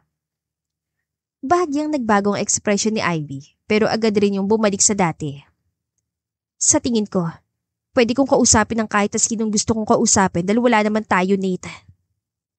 Mas masakit yon sa inaasahan niya pero ngumiti lang siya. Walang tayo pero wala ka rin ginawa para pigilan na halikan kita. And as far as I can remember, hinalikan mo ako pabalik. Mas malalim, mas matagal. Nakita niya na mula mukha ni Ivy. Hindi dapat nangyari yon. That was a mistake. Mistake? Masahol pa yun sa pakiramdam ng binuhusan ng malamig na tubig. Sabihin mo nga sa akin ng totoo. Mahal mo pa rin ba siya hanggang ngayon? Hindi nakasagot si Ivy pero hindi na kailangang marinig ni Nate ang sagot nito dahil kitang-kita na yun sa mukha ng dalaga. Sa kauna-unahang pagkakataon, hindi alam ni Nate ang sasabihin. Biglang naglaho ang kumpiyansa niya sa sarili. Siya pa rin ba? Halos pabulong niyang tanong. Sabihin mo lang, Ivy. Siya pa rin bang pipiliin mo kahit may iba na siya mahal? Ano bang gusto mong mangyari, Ivy? Hiwala niya yung girlfriend niya para bumalik sa'yo? O gusto mong maging kabete? Muli, hindi ito agad nakasagot pero nagsimula ng tumulo ang luha nito. Wala kang alam. Hindi mo ko naiintindihan. Hindi mo alam kung anong pinagdaanan namin, kung ano ang meron kami ni Robin. Siguro nga tama ka. Hindi kita maiintindihan kung bakit siya pa rin ang pinipili mo kahit ilang beses ka na yan sinaktan. Hindi ko siya pinipili, okay? Hindi pa lang ako handa na makawalan siya. Sana nga kaya ko na. Matagal ko nang pinagdarasal yun kung alam mo lang pero… Oh well, at least honest ka. Pero payo lang, Ivy. Isipin mo kung ano talaga ang gusto mo. Kasi kung ako, kaya kong ibigay sa'yo lahat. Kaya kong gawin ang lahat. Pero kung siya pa rin talaga, fine, dahil ayoko maging option mo lang. Sa wakas ay nakayanan niyang tumayo. Talikuran si Ivy at lumabas ng coffee shop. Kahit gaan niya kagustong manatili, alam niyang wala ni siyang karapatan dahil doon lang niya na-realize na oo. Hinayaan siya ni Ivy na halika dito. Ginantihan nito ang mga halik niya, pero sa puso nito ay naroon pa rin ang nakaraan. Chapter 9. Sumandal si Nate sa pinto ng kanyang kotse habang hawak ang susi nito. Handa na siyang umalis pero natigilan siya na makita niya si Ivy sa may parking lot. Nakaupo sa bench sa ilalim ng puno, humihikbi. Mahigpit ang pagkakahawak nito sa cellphone na para bang gusto nito yung basagin. Huwag mo lalapitan, Nate. Bulong niya sa sarili. Wala kang dapat pakialam sa kanya. Pero kahit anong pigil ay may sariling utak ang kanyang mga paa at napansin na lang niya na naroon na siya sa harap nito. Ivy. Nate, anong ginagawa mo dito? Mahina nitong tanong matapos mabilis na pahira ng mga luha. Ano nangyari? Wala. Allergies lang, wala to. Naupo siya sa tabi nito at atubiling hinimas sa likod para pakalmahin ito. Come on, Ivy. Tinawagan niya ako. Nagsimulang manginig ang mga labi nito. Sinubukan nitong ngumiti pero hindi nito kinaya. Ni Robin? Tumango si Ivy. Sabi niya, mahal pa rin niya ako. Nababalikan niya ako. Nangako siya na iiwan niya yung girlfriend niya para sa akin. At ako naman tong si tanga. Naniwala ako agad. Pero hanggang ngayon, sila pa rin. Nakita ko sila kanina. Nagsinungaling na naman siya sa akin. Napapikit siya. Hindi lang siya nasasaktan para kay Ivy, kundi para din sa sarili. Dahil kahit ilang beses sa itong sinaktan ni Robin, paulit-ulit pa rin itong bumabalik sa lalaki. Ivy, hanggang kailan mo ba siya hayaan na ganyanin ka? Hindi ko alam, Nate. I hate myself for this. And I hate him. Gusto kong iparamdam sa kanya yung sakit na binibigay niya sa akin. Kung pwede lang. Na magsimula na namang umiyak si Ivy, ay hindi niya napigilang yakapin ito. Kung papayag ka, kung gusto mong pagsisihan niya lahat ng ginawa niya sa'yo, nandito ako, tutulungan kita. Gusto mong magsisi siya dahil hindi ikaw ang pinili niya at hindi ka niya pinahalagahan? Handa akong tulungan ka, Ivy. Paano? Tanong nito sabay tingin sa kanya. Be with me again. Titig na titig niyan sabi. Well, kung gusto mo siyang pagselosin, gantihan, maging tayo ulit. I mean yung fake na tayo, sa harap niya, tulad ng dati. Nate. Seryoso ko, Ivy. Handa akong gawin yun. Kahit masakit para sa akin. Hindi ko kasi kaya makita kang ganyan. Umiling si Ivy. Pero unfair yun para sa'yo. Pagkatapos ng lahat na nangyari, nang ginawa ko sa'yo. Ngumiti siya. Wala na sa akin yun. Kung ito lang ang paraan para maging okay ka at mabawasan kahit konti ang sakit na nararamdaman mo, tatanggapin ko. Matagal siyang tinignan ni Ivy na parang sinisigurado kung totoo ang sinasabi niya. Sigurado ka ba dito? Siguradong sigurado. So, bayag ka? Okay. Napabuntong hininga siya at saka ngumiti. Good. Simula ngayon. Hindi ka naiiyak dahil sa lalaking yun, babe. Nakaakbay si Nate kay Ivy habang nagtatawanan silang dalawa. Hindi niya alam kung dahil ba sa wine o dahil talagang magaling na silang parehong magkunwari ni Nate.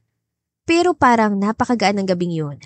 Si Nate ang pumili ng jazz restaurant na yun dahil perfect daw yun para sa kanilang fake date.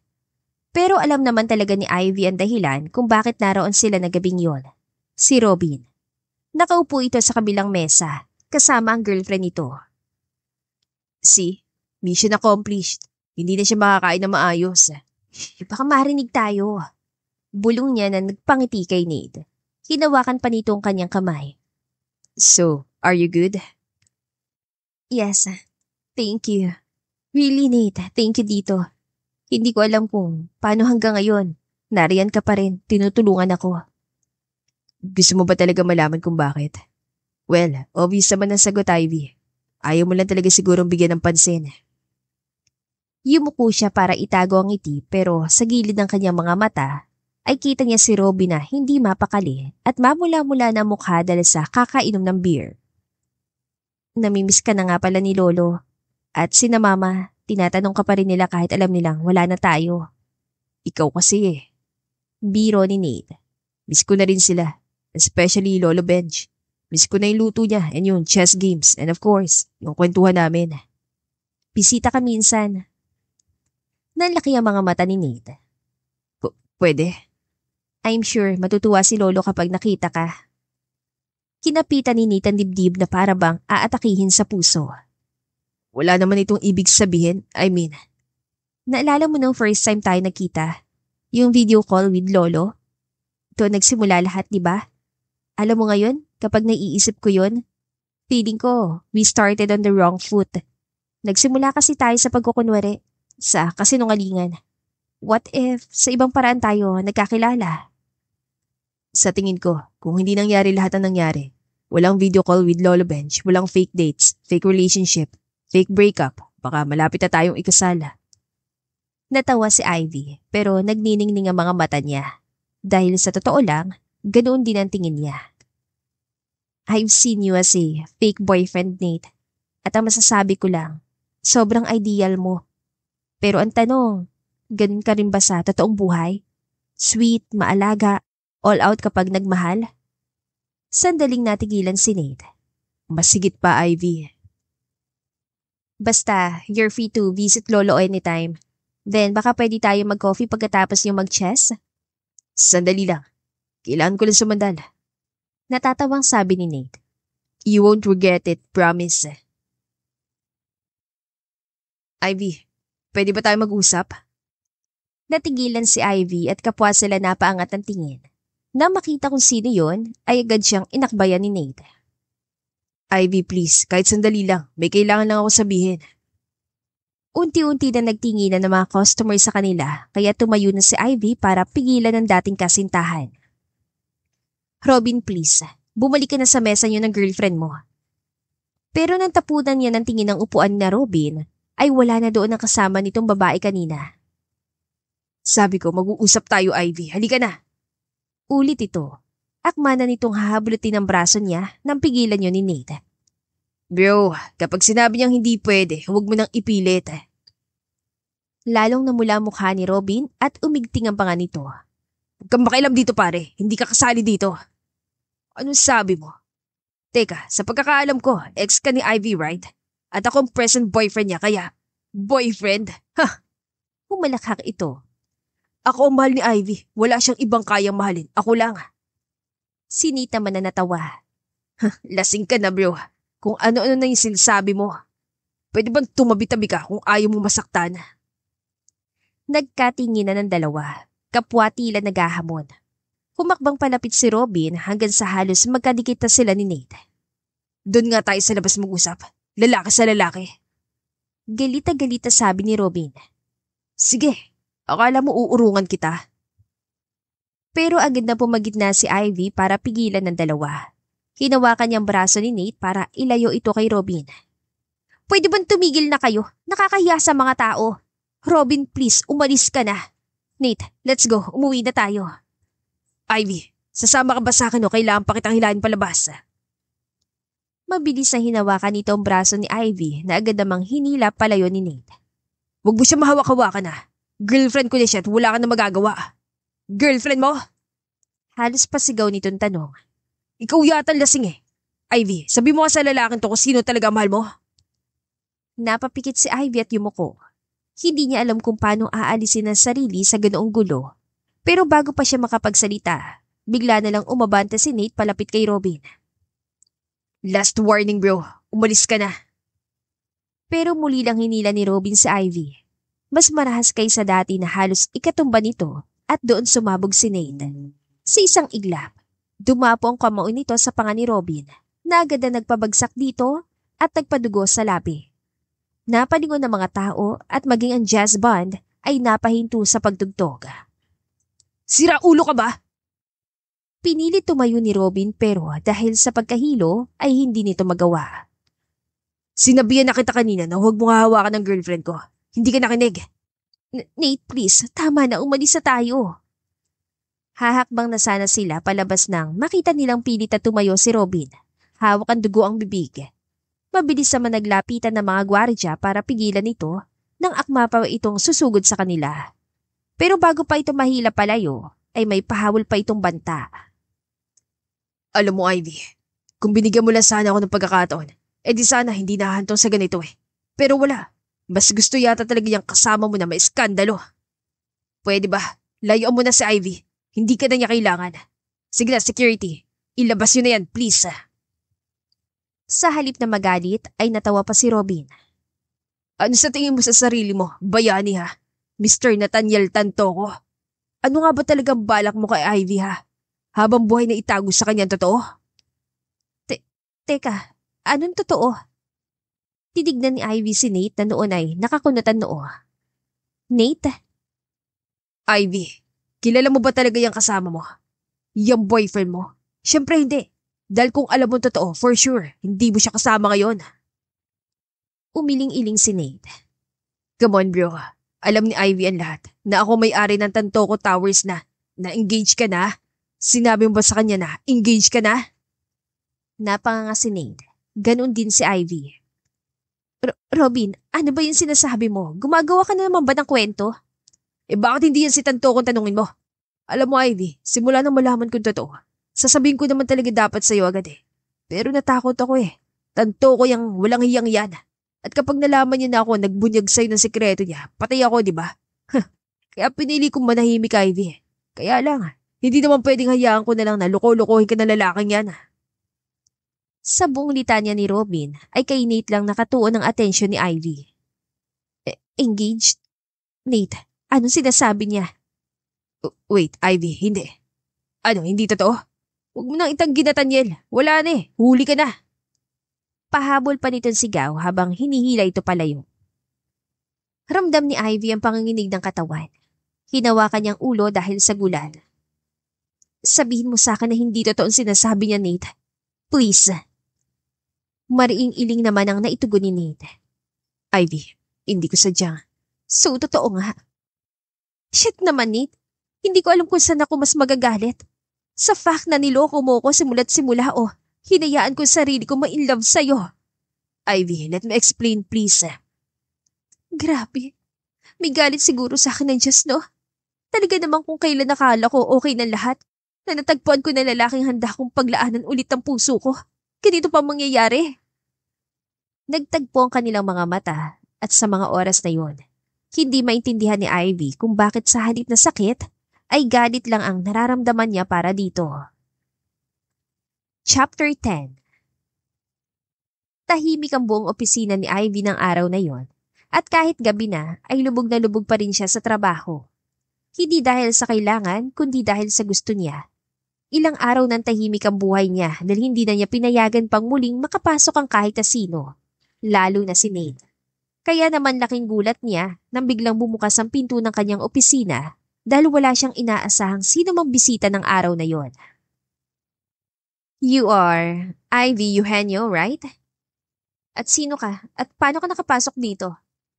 Kunot noon yan tanong sa matangkad at eleganting babae na nasa harap niya. Tinignan siya nito mula ulo hanggang paa.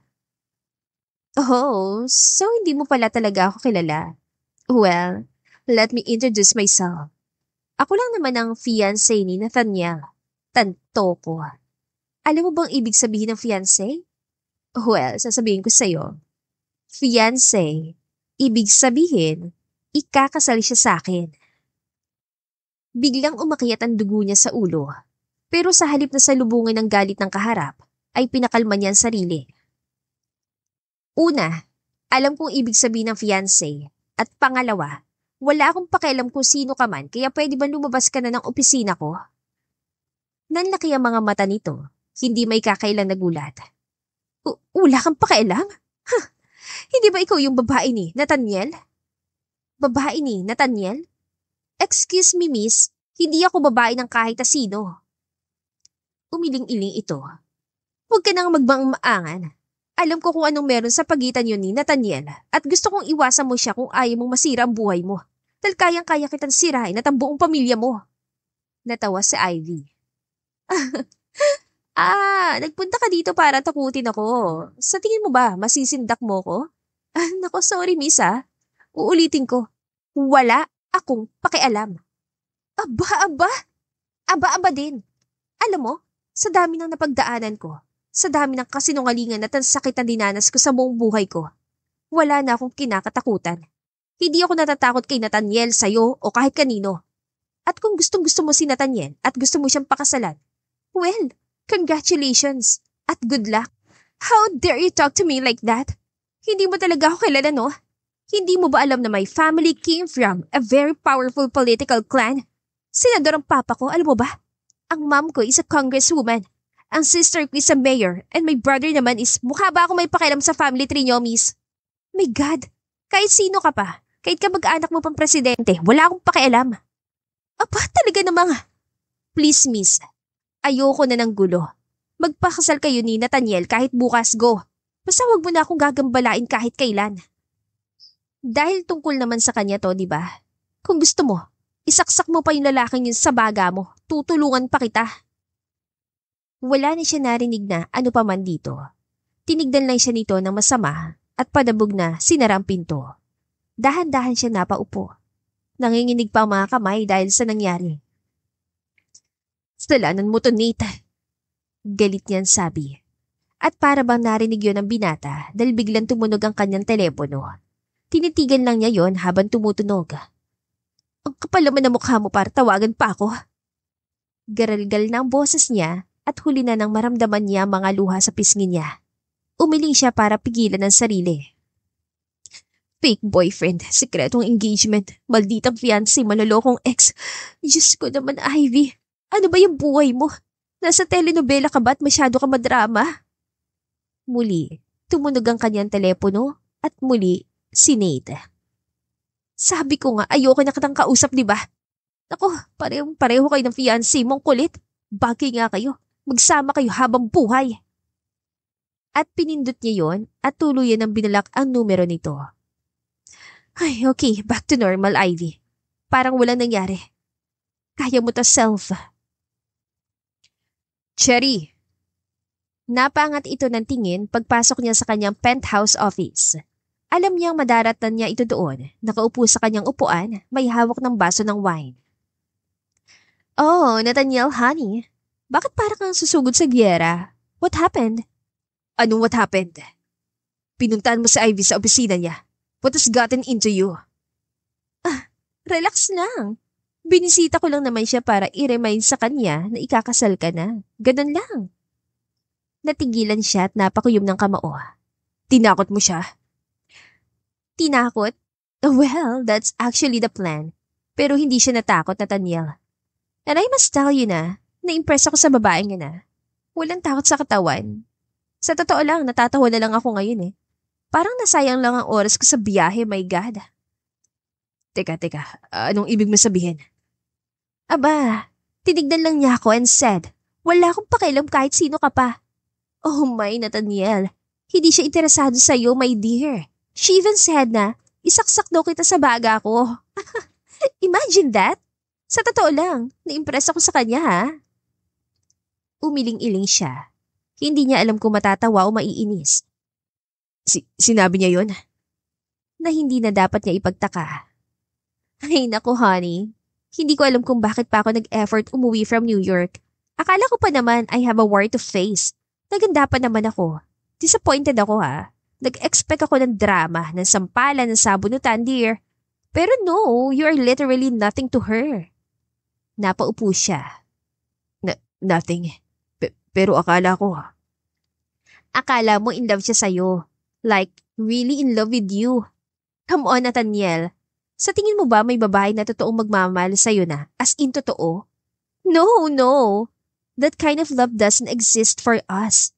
Dahil ang mga katulad natin, we marry for convenience, for money, for power. At ang babaeng katulad niya, for sure, she didn't fall for you.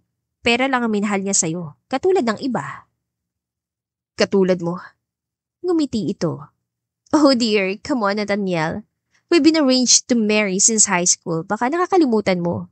Mahalaga sa pamilya ko na maikasal ako sa'yo because you are a tantoko and your family needs our political alliance para sa mga negosyo niyo. Fair game. Tama. Arranged. At alam mo na hindi kasama sa arrangement natin ng puso. Kaya may kalayaan ako magmahal kung sino gusto ko mahalin. At sino yon? Si Ivy Eugenio? Hindi ka ba nakikinig sa akin, hon? Wala siyang pakialam sa'yo, sa atin. Bakit mo aaksayin ang oras mo sa ayaw naman sa'yo? Dear, huwag mo nang gawing komplikado ang sitwasyon. Gusto mo bang malaman pa na papaan tungkol dito? Alam mo kaya niyang gawin sa oras na huwag niyong kakantiin si Ivy Cherry. I'm warning you. Nako, kung ako lang wala namang problema sa akin. Clearly, hindi ko siya kaagaw sa'yo. Pero ikaw ang may problema kung itutuloy mo yung kabaliwan mo sa babaeng yon. Once na malaman ito ni Papa, sira ang buhay niya at ng buo niyang pamilya. Chapter 11. Hindi natuloy ni Ivy ang paghakbang pababa ng hagda nang makita niya si Nathan nakaupo sa sala. Bigla itong tumayo pagkakita sa kanya. Ivy. Anong ginagawa mo dito? Paano ka nakapasok? Si Lolo Bench. Pinapasok niya ako. Dito na raw kita hintayin. Wala na siya nagawa kaya lumapit siya dito kahit labag sa kanyang kalooban. Ano pa bang gusto mo? May mga sekreto ka pa bang dapat ko malaman? Malamig niyang tanong. Ivy, gusto ko lang na pakinggan mo ko. Kahit hindi ka magsalita, basta pakinggan mo lang ako. Ay, fine. 5 minutes. Ang totoo, sa simula, pumayag ako sa pagiging fake boyfriend mo just for fun. Bored ako. Kailangan ko ng kaunting excitement. Ang dami kong problema. Pero totoong interesado na ako sa iyo, Ivy. Totoong tinanong ko si Trish tungkol sa iyo noon. Pero habang tumatagal, habang kasama kita, nung nakilala ko ng gusto si Lolo Bench, then, your parents, habang nakikita kung gaano kayo kasayang kasama, kung gaano kakabait, nahulog na talaga ako, Ivy. Araw-araw, ikaw na lang iniisip ko. Laging gusto na kita nakikita. Nanatili lang nakatayo si Ivy, nakahalokip-kip na parang walang naririnig. Araw-araw ko rin iniisip kung tama ba na sabihin ko sa'yo tungkol sa arranged marriage namin ni Cherry. Kasi sa totoo naman, wala kang pakialam doon, di ba? Kasi sino ba naman ako? Fake boyfriend mo lang naman ako. Hanggang sa sinabi mo sa akin na mahal mo pa rin si Robin. So mas lalong nawala na ng dahilan para ipagtapat ko pa sa'yo tungkol doon. Handa na akong kalimutan na lang ang lahat, Ivy. Pero nung nakita kita sa parking lot na umiiyak, nasabi ko sa sarili ko na hindi ko pala kaya. I still care about you. So much. Kaya kahit alam kong mali, tinulungan kita para gantihan si Robin. At mula doon, plano kong gawin ang lahat para mahalin mo ng totoo. Aaminin ko, plano ko talaga ligawan ka. Yung totoong ligaw, yung formal. Kaya hindi mo alam kung gaano ko kasaya nun nung sinabi mo sa akin na willing ka magsimula tayo ulit. At this time, wala nang sikreto. I was about to confess everything, Ivy. Pero naunahan ako ni Robin. Tapos ka na ba? Ivy. Pwede ka nang umalis, Nate. Kung wala ka nang sasabihin, umalis ka na. I love you, Ivy. Please, let me love you. For real. Sa simula ay tahimik lang si Ivy. Nakapikit, umiiling. Hindi mo pa rin ba naiintindihan, Nate? Kahit ano pang paliwanag ang gawin mo, wala na. So, mahal mo ko. Pagkatapos ano? Mahal mo rin ba ako? Yun ang gusto kong malaman, Ivy. Bakit pa? Para ano pa? Dahil kailangan ko malaman kung tama ba naging desisyon ko na hindi ituloy ang arranged engagement ko kay Cherry. Hindi natuloy? Nauutal niyang tanong. Bakit? Dahil sa'yo, ikaw ang gusto kong pakasalan. Pero umiling si Ivy. Totoong buhay ito, Nate. Hindi teleserye. Hindi mo ba naisip kung anong consequence niyang desisyon mo? Nagbanta ang fiancé mo, Nate. Sisirain niya ako at ang pamilya ko. Sa tingin mo ba, pipiliin pa rin kita kapalit ang buhay ng mga mahal ko? Kahit gaano pa kita kamahal, hindi ko kayang… Teka, so mahal mo nga ako. Umiling-iling siya. Hindi yun ang punto, Nate. Hindi sapat yun para… Sapat na yun para sa akin, Ivy.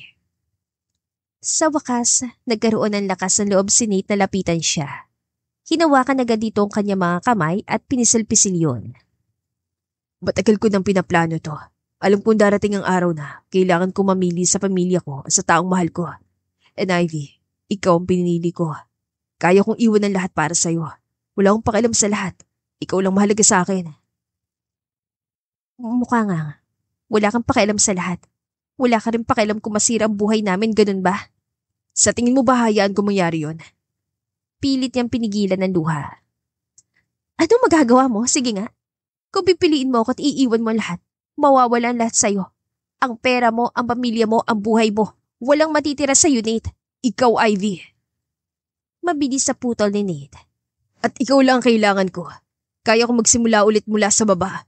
Bumuo ulit ang panibagong buhay. Pero Ivy, hindi ko yun magagawa kung wala ka. Paano si Cherry? Ang banta niyang… Ako ang bahala, Ivy.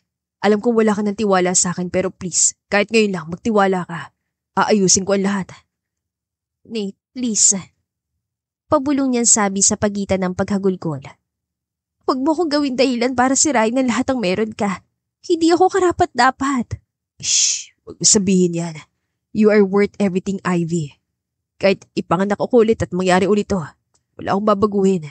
Ikaw nang pinili ko, Ivy. Wala nang arranged engagement, wala nang politika, wala yaman. Ikaw lang at ako. Baliw ka ba? Sa'yo, sobra. Nakuha pa nitong umiti. Paano kung ayoko? Pinahid din Nathan luha sa kanyang pisngi at tinignan siya nito. E di babalik ako bukas at sa susunod na araw at sa susunod pa hanggang sa tanggapin mo ako ulit. Chapter 12. Nakaharap si Nate sa malawak na opisina ng kanyang ama. Kitang-kita sa likod ng floor-to-ceiling window ang napakagandang takip-silim at ang buong syudad. Hawak niyang envelope na naglalaman ng resignation letter bilang head ng board ng kumpanya, kasama ang mga dokumento ng liquidation ng ilang assets na siya mismo nagdesisyon. Ano na naman to, Nathaniel? Panibagong stunt? Noong nakaraan, nabalitaan ko na lagi kami kasama babae sa coffee shop na halos mapabaya mo ng trabaho mo. Tapos ito, alam mo bang pinapaya mong pangalan ng pamilya sa mga kaibigan at investors natin? Iyon ang malamig na bungad sa kanya ng kanyang ama pagpasok pa lamang niya sa opisina. Hindi ito stunt, Dad. Ingrato! Alam mo ba kung anong itinatapon mo? Dugo mo ang nananalaytay sa kumpanyang ito, Nathaniel. Really, Dad? Dahil hindi ganyan ang sinasabi mo sa akin nun. Lahat ng to, sa'yo lang, di ba? At lagi lang naman akong parang extension mo at kahit kailan, hindi ako nagkaroon ng sarili kong desisyon. Dahil anak lang kita. Singhal na matanda. Anak, hindi ganun ang tingin ko. Sa tinagal-tagal, puppet nyo lang naman ako, di ba, Dad? I'm sorry, pero tapos na ako maging puppet nyo. Nanlaki ang mga mata ni Don Ramon, na para bang hindi pa sanay sa mga ganong paraan ng pagsagot niya. Puppet? Lahat ang meron ka, lahat ang kinatatayuan mo, dahil sa pangalang tanto ko. Napangiti si Nate. Isang mapait na ngiti. Eh di kunin nyo lahat. Bawiin yung pangalan ko, ang pera. Lahat ang meron ako na sa tingin nyo ay galing sa inyo. Dahil hindi ko naman kailangan ng mga yan. At hindi nyo na ako kayang kontrolin dahil dyan. Isang matalim na tingin ang tinugon ng kanyang ama. At bakit mo ginagawa to, Nathaniel? Dahil lang sa isang babae. Sino ba yung babae na yun para magkaganyan ka? Wala naman siya may pagmamalaki, hindi ba? Isang website developer ng isang kumpanya na hindi ko pa naririnig ang pangalan. Anong may tutulong niya sa pamilya natin? Wala, hindi ba? Sisirain ka lang na babae yan. No, Dad. Actually, she saved me. Huminga siya ng malalim. Sa tinagal-tagal, ngayon na lang ulit siya nakaramdam ng ganong klaseng bigat sa dibdib. Siguro nga wala siyang may pagmamalaki. Wala siyang apelyido tulad ng sa atin, pero siyang pinipili ko, Dad. Dahil siya lang ang nagparamdam sa akin na mapahalagan kahit wala akong kahit na ano. Pwede niyong tanggalin sa akin lahat, pero hindi niyo maialis sa akin ang karapatan kong mamili. At siyang pinipili ko. Sinayang mo kasunduan natin sa pamilya Ortega. Hindi lang para sa iyong kasal na yun, Nathaniel. Para yun sa pangalan natin, sa negosyo, sa kinabukasan na lahat. At anong kapalit? May kulong ako sa kasal na walang pagmamahal. Hindi ako hayop na pwede yung itali sa kontrata. Kung makapagsalita ka parang ikaw lang nakaranas ng ganyan na. Hindi mo ba naisip na kaya magtagumpay yung pamilya natin ay dahil sa pakikipagkasundo sa mga pamilyang may sinabi sa lipunan? Ang kuya mo, ang ate mo, at kayo. Akala niyo ba hindi ko alam na marriage for convenience lang din kayo ni Mama? At kailanman, walang pag-ibig na namagitan sa inyo. Kahit kailan.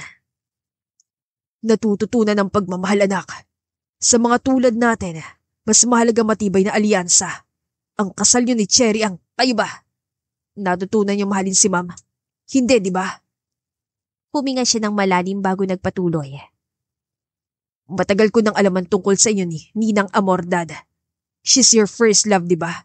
At kinuha niyo siyang staff sa opisina dahil hindi niyo kayang mawali sa totoong mahal niyo. Shut up, Nathaniel! Nagbaba siya ng tingin. Hindi na dapat niya sinabi yun, pero hindi niya napigilan ng sarili dahil sa galit. Sorry, Dad. Pero hindi na magbabagong isip ko. Paano si Cherry? Hindi mo ba naisip kung anong nararamdaman niya? You've been together since high school. Mahal na mahal ka niya tapos hindi niya ako mahal, Dad. She never did. Anong ibig mo sabihin? Yes, Dad. Sa totoo lang, nagpasalamat pa siya sa akin. Narinig mo yun, Dad? She's thankful. Dahil kagaya ko, matagal na siya nagtitiis sa kasunduan to. And she wanted out. Imposible! Malakas sa tanggi ni Don Ramon, pero halata sa mukha nito ang pagkatalo. I know, Cherry. Hindi niya kayang gawin yon. Unless she had already found someone she actually loves. Ano? Yes, Dad. Tumango si Nate at tinignan ng diretso ang ama. Matagal na rin pala siyang may ibang dinadate. Since nadestino siya sa New York para pamunuan ng business nila doon 3 years ago. Alam ko wala ako sa posisyon para magsabi sa inyo nito, pero sa tingin ko, kailangan niyo marinig para maintindihan niyo. Hindi lahat pwedeng gawing business deal. At hindi lahat kaya niyong ikadena sa pangalan at pera. Doon natahimik si Don Ramon. Nag-iwas ito ng tingin at sa kauna-unahang pagkakataon, tila unti-unti nitong natatanggap ang katotohanan. Cherry actually found her courage because of what I did. Dahil tinapos kong pagiging puppet ko sa pamilya natin, nagawa din niyang tapusin ang obligasyon niya sa sarili niyang pamilya. For the first time, pareho kami naging malaya. Kahit anong sabihin mo, hindi pa rin mababago na sinira mo maraming taong kasunduan. Sinira mo lahat. Tumindig ng tuwid si Nate. Hindi, Dad. Dahil for once, hindi ko sinira ang sarili ko. Chapter 13. Ilang buwan na rin ang nakaraan mula nang huli niya nakita si Nate.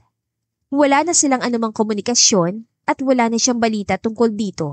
Kaya naman hindi niya inaasahan nang minsang makita niya itong nakatayo sa harap ng kanilang gate, nakangiti. Nate! Nangako ko, di ba? Sabi ko, hintayin kita maging ready ulit. Tumaas ang kilay niya. At sino nagsabi sa'yo na ready na ako? Wala, nagbabaka sakali lang, tulad ng dati. Kung hindi pa tamang oras, susubukan ko sa mga susunod na araw. Gusto lang talaga kita makita, Ivy. Namiss kita sobra. Naramdaman ni Ivy ang pag-init ang pisngi. Naghalokip-kip siya para itago ang totoong nararamdaman. Teka, paano ang kasal mo? Wala nang kasal. Hindi ba sabi ko sa'yo, aayusin ko ang lahat? Pero, wala ka nang dapat ikatakot, Ivy. Cherry's fine. Mas masaya na siya ngayon sa iba. May iba siya? Tumango si Nate at ngumiti. Matagal na at thankful siya sa pag-atras ko sa kasal dahil nagkalakas din siya ng loob na kumawala sa kagustuhan ng pamilya niya. At okay na lahat. tanggap na ng lahat ng nangyari. Ano na mangyayari? I mean, anong sabi ng pamilya mo? Wala naman sila magagawa. Siyempre, nagalit si Dad. Muntik na akong itakwil. Maraming nawala sa akin sa totoo lang. Pero at least, I still own Tantoco Towers and a few properties. Siguro just enough para makapagsimula ng bagong buhay. Just enough? Parang that's more than enough. Nagkibit balikat ito. As long as ikaw ang kapalitan na wala sa akin, sapat na sa akin. Nate, parang ayoko yatang ako maging dahilan ng gulo sa pamilya mo. Mahirap yung buong buhay na galit ang dad mo sa'yo. Well, actually, sabi niya, matatanggap lang daw niya ulit ako kung mabibigyan ko siya agad ng apo. Nanlaki ang mga mata ni Ivy. Apo? Nate, nababaliw ka na nga talaga. Ideya ni Dad yun, hindi sa akin. Natatawa nitong tugon. At sa tingin ko, magandang idea naman, di ba? Hoy, Mr. Nathaniel Tantoco, hindi porke Ivy, I kept my word. Inayos kong dapat ayusin para makabalik ako. I guess it's your turn to keep yours. Nate. So, tayo na ulit? Nakangiti nitong tanong sabay lapit. Hinawakan nitong kanyang mga kamay at hinalikan ng mga yon. Please say yes, Ivy. Dahil wala akong plan B. Aba, parang sigurado kang papayag ako ha? Hindi naman sa sigurado, pero sabi kasi ni Lolo. Ano sabi ni Lolo? Gulat niyan tanong. Teka, nagkakausap pa ba kayo ni Lolo? Siya naman ang laging tumatawag sa akin. Ina-update niya ako tungkol sa'yo. Madalas ka raw umiyak sa gabi. Napakanga siya. Hindi totoo yan. Ano, nagsisinungaling si Lolo Benj? Nagpapadala din siya ng pictures mo sa akin araw-araw. Para raw hindi kita masyadong mamiss. Hala si Lolo. Kaya pala lagi nagre-request na picturean ako. Malakas sa tawang itinugon ni Nate na sinabayan pa ni Ivy. Sa tagal ng panahon, ngayon na lang ulit siya nakatawa ng ganoon at alam niya sa sarili niya na hindi niya gugustuhin pang mawala ang kaisa-isang tao na nakapagpasaya sa kanya katulad ng ginagawa ni Nate sa kanya. Nakaupo si Ivy at Nate sa mahaba at eleganteng mesa sa isang malaking dining hall na parang hango sa isang eksena sa telenovela. Nasa dulo niyon si Don Ramon Tantoco, nakasuot ang formal suit, seryosong-seryosong nakatingin sa kanila. Ivy, I think I owe you an apology. Kahit si Nate ay nagulat sa tinura ng ama. Sir, hindi niyo po kailangan mag-apologize. Simula ni Ivy. Ako po ang dapat magpasalamat sa pag-imbita niyo sa amin dahil kahit paano, binigyan niyo po ako. Kami ng pagkakataon na mag-usap kayo. Tumango-tango ito. Ngayon, alam ko na kung bakit ikaw ang pinili ng anak ko. You stood your ground. You kept him human. At halatang pinapasaya mo siya ng sobra. Ngayon ko lang nakita si Nathaniel na laging excited magtrabaho sa araw-araw. Nagkatinginan si Nate at Ivy na at naghawak kamay sa ilalim ng mesa. Lumapit ang binata sa kanya. Sabi ko sa'yo, di ba? Kahit gaano kahirap, ipaglalaban kita. At tignan mo, you're worth it. Nathaniel anak, handa ako ibalik sa'yo lahat. Yung mga binenta mong ari-arian, mga sinoli mong assets, pati trust fund mo, everything. Pero may kondisyon. Parehong napataas ang kilay ang dalawa. Condition, Dad? Ano pong kondisyon? A proper wedding. Yung engrande, elegante. A wedding fit for the Tantoco name. Inuunahan ko na kayo. Ayoko ng simpleng kasal. Ayoko ng civil wedding. At lalong ayoko ng sikreto. Naiintindihan? Tumungo si Ivy. Namumula pero natawa lang si Nate. Dahil napag-uusapan na talaga nila tungkol doon na magkaroon ng maliit at pribadong kasal kung sakaling salungat pa rin ang ama ni Nate sa relasyon nila. At higit sa lahat, seryoso pa rin ang mukha nito pero may ningning sa mga mata. Gusto ko ng apo, Nathaniel. Bigyan mo na ako ng apo as soon as possible. Apo, sir? Ang aga naman po yata. Kaya nga dapat simulan yun ang paghandaan ng kasal. The Tantoco line must continue at si Nathaniel na lang ang pag-asa ko na mag-apo na siyang magtutuloy ng legacy ng mga Tantoco. Sa wakas ay nakuha na nitong ngumiti. Palagay ko naman sa paraan ng pagtitig sa'yo ni Nathaniel hindi na matagal ang ipaghihintay ko. Tumango si Nate. Hindi maitago ang ngiti. Sabi sa Yohan, The fastest way back into Dad's good graces is, ano po? Kinurot ni Ivy ang tagiliran ni Nate, dahilan para mapaaray ito. Napailing naman si Don Ramon pero halatang aliw na aliw sa nasasaksihan. Para sa future Mr. and Mrs. Nathaniel Joseph Tantoco at para sa magiging apo ko. Sabay-sabay na nagtaas ng baso sina Nate, Ivy at Don Ramon. Nakangiti ang lahat. Kahit pa nga hanggang langit ang kaba na nararamdaman ni Ivy. Sa wakas, wala nang hadlang sa pag-iibigan nila. Pero alam niya na simula pa lang yun ang buhay kasama si Nate. Siya nga pala, Iha. I'd like to meet your parents. And your lolo, of course. Sabi ni Nathaniel, chess player daw ang lolo mo. Opo. Dati po siyang sumasali sa mga tournament. Just like Grandpa Dad. Nakangiting saad ni Nate. Sigurado po akong magkakasundo rin kay ni Lolo Benj. Tumango-tango ang matanda. Sana makapag-set agad tayo ng schedule para sa pagkikita namin para na rin mapag-usapan ng future nyo. Mabilis na naging tibok ng puso ni Ivy. Pero nasa Singapore pang parents ko, sir. May clinic po kasi sila doon. Oh, doctors? Opo. Bakit sa Singapore? Bago pa po kasi ako ipanganak, doon na sila nakabase. Hanggang sa doon na po sila nakapagpatayo ng clinic. Actually, nag-iipon na lang po talaga sila para magkaroon sila ng kahit na maliit na clinic dito sa Pilipinas para magkasama-sama na po kami. Kapag ba nagkaroon sila ng sariling clinic, babalik na sila dito for good? Yes po, yun po talaga ang plano. Tumango-tango si Don Ramon at bumaling kay Nate. That's great, Nathaniel anak. Tawagan mong Uncle Luis mo, set a meeting. Sa tingin ko may space pa sa bagong mall natin sa Taguig. Nakita ko na yung lugar, Business Central. Malapit sa mga condominium complex. Perfect location para sa clinic yon. Ivy, okay lang ba sa parents mo na sa Taguig ang magiging clinic nila? Po? Tinignan ni Ivy si Nate. Ngumiti ito at tumango. Kailangan na magsimula ang construction ng clinic para may habol bago ang kasal nyo. Para makauwi na sila agad. I'm sure, gusto rin ng mga magulang mo na nandito sila para sa preparations. At lalong sigurado ako na matutuwa sila kung magiging involved sila sa pregnancy mo. Kaya sa mga naka, any grandparent would want that. Pero sir, walang pero. madiing sabi ng matanda. Nathaniel, marami tayong pagpaplanuhan. You know me, I always plan ahead. Gusto ko, planchado lahat. From your engagement hanggang sa paglaki ng apo ko. Anyway, may data ba kayo para sa engagement party? Dad, hindi pa ako nagpo-propose. Pero syempre may plano na. Just that, hindi ko ina-expect na magiging ganito agad kaganda ang reaction mo tungkol sa amin ni Ivy, Dad. Kaya ang una kong plinano is how to get away with Ivy in case na itakwil niyo ako bilang tanto ko. Napakamot sa ulo si Nate. Namumulang tinapunan ng tingin si Ivy. Oh well, same here anak. Handa na talaga akong ipatapon ka sa ibang bansa para imalayo kay Ivy. But here we are. Thank you, Dad, sa pag-unawa, sa muling pagtanggap. No, son, thank you sa inyong dalawa. Sa pagmulat sa akin na hindi lang pera at kapangyarihan ang mahalaga sa buhay.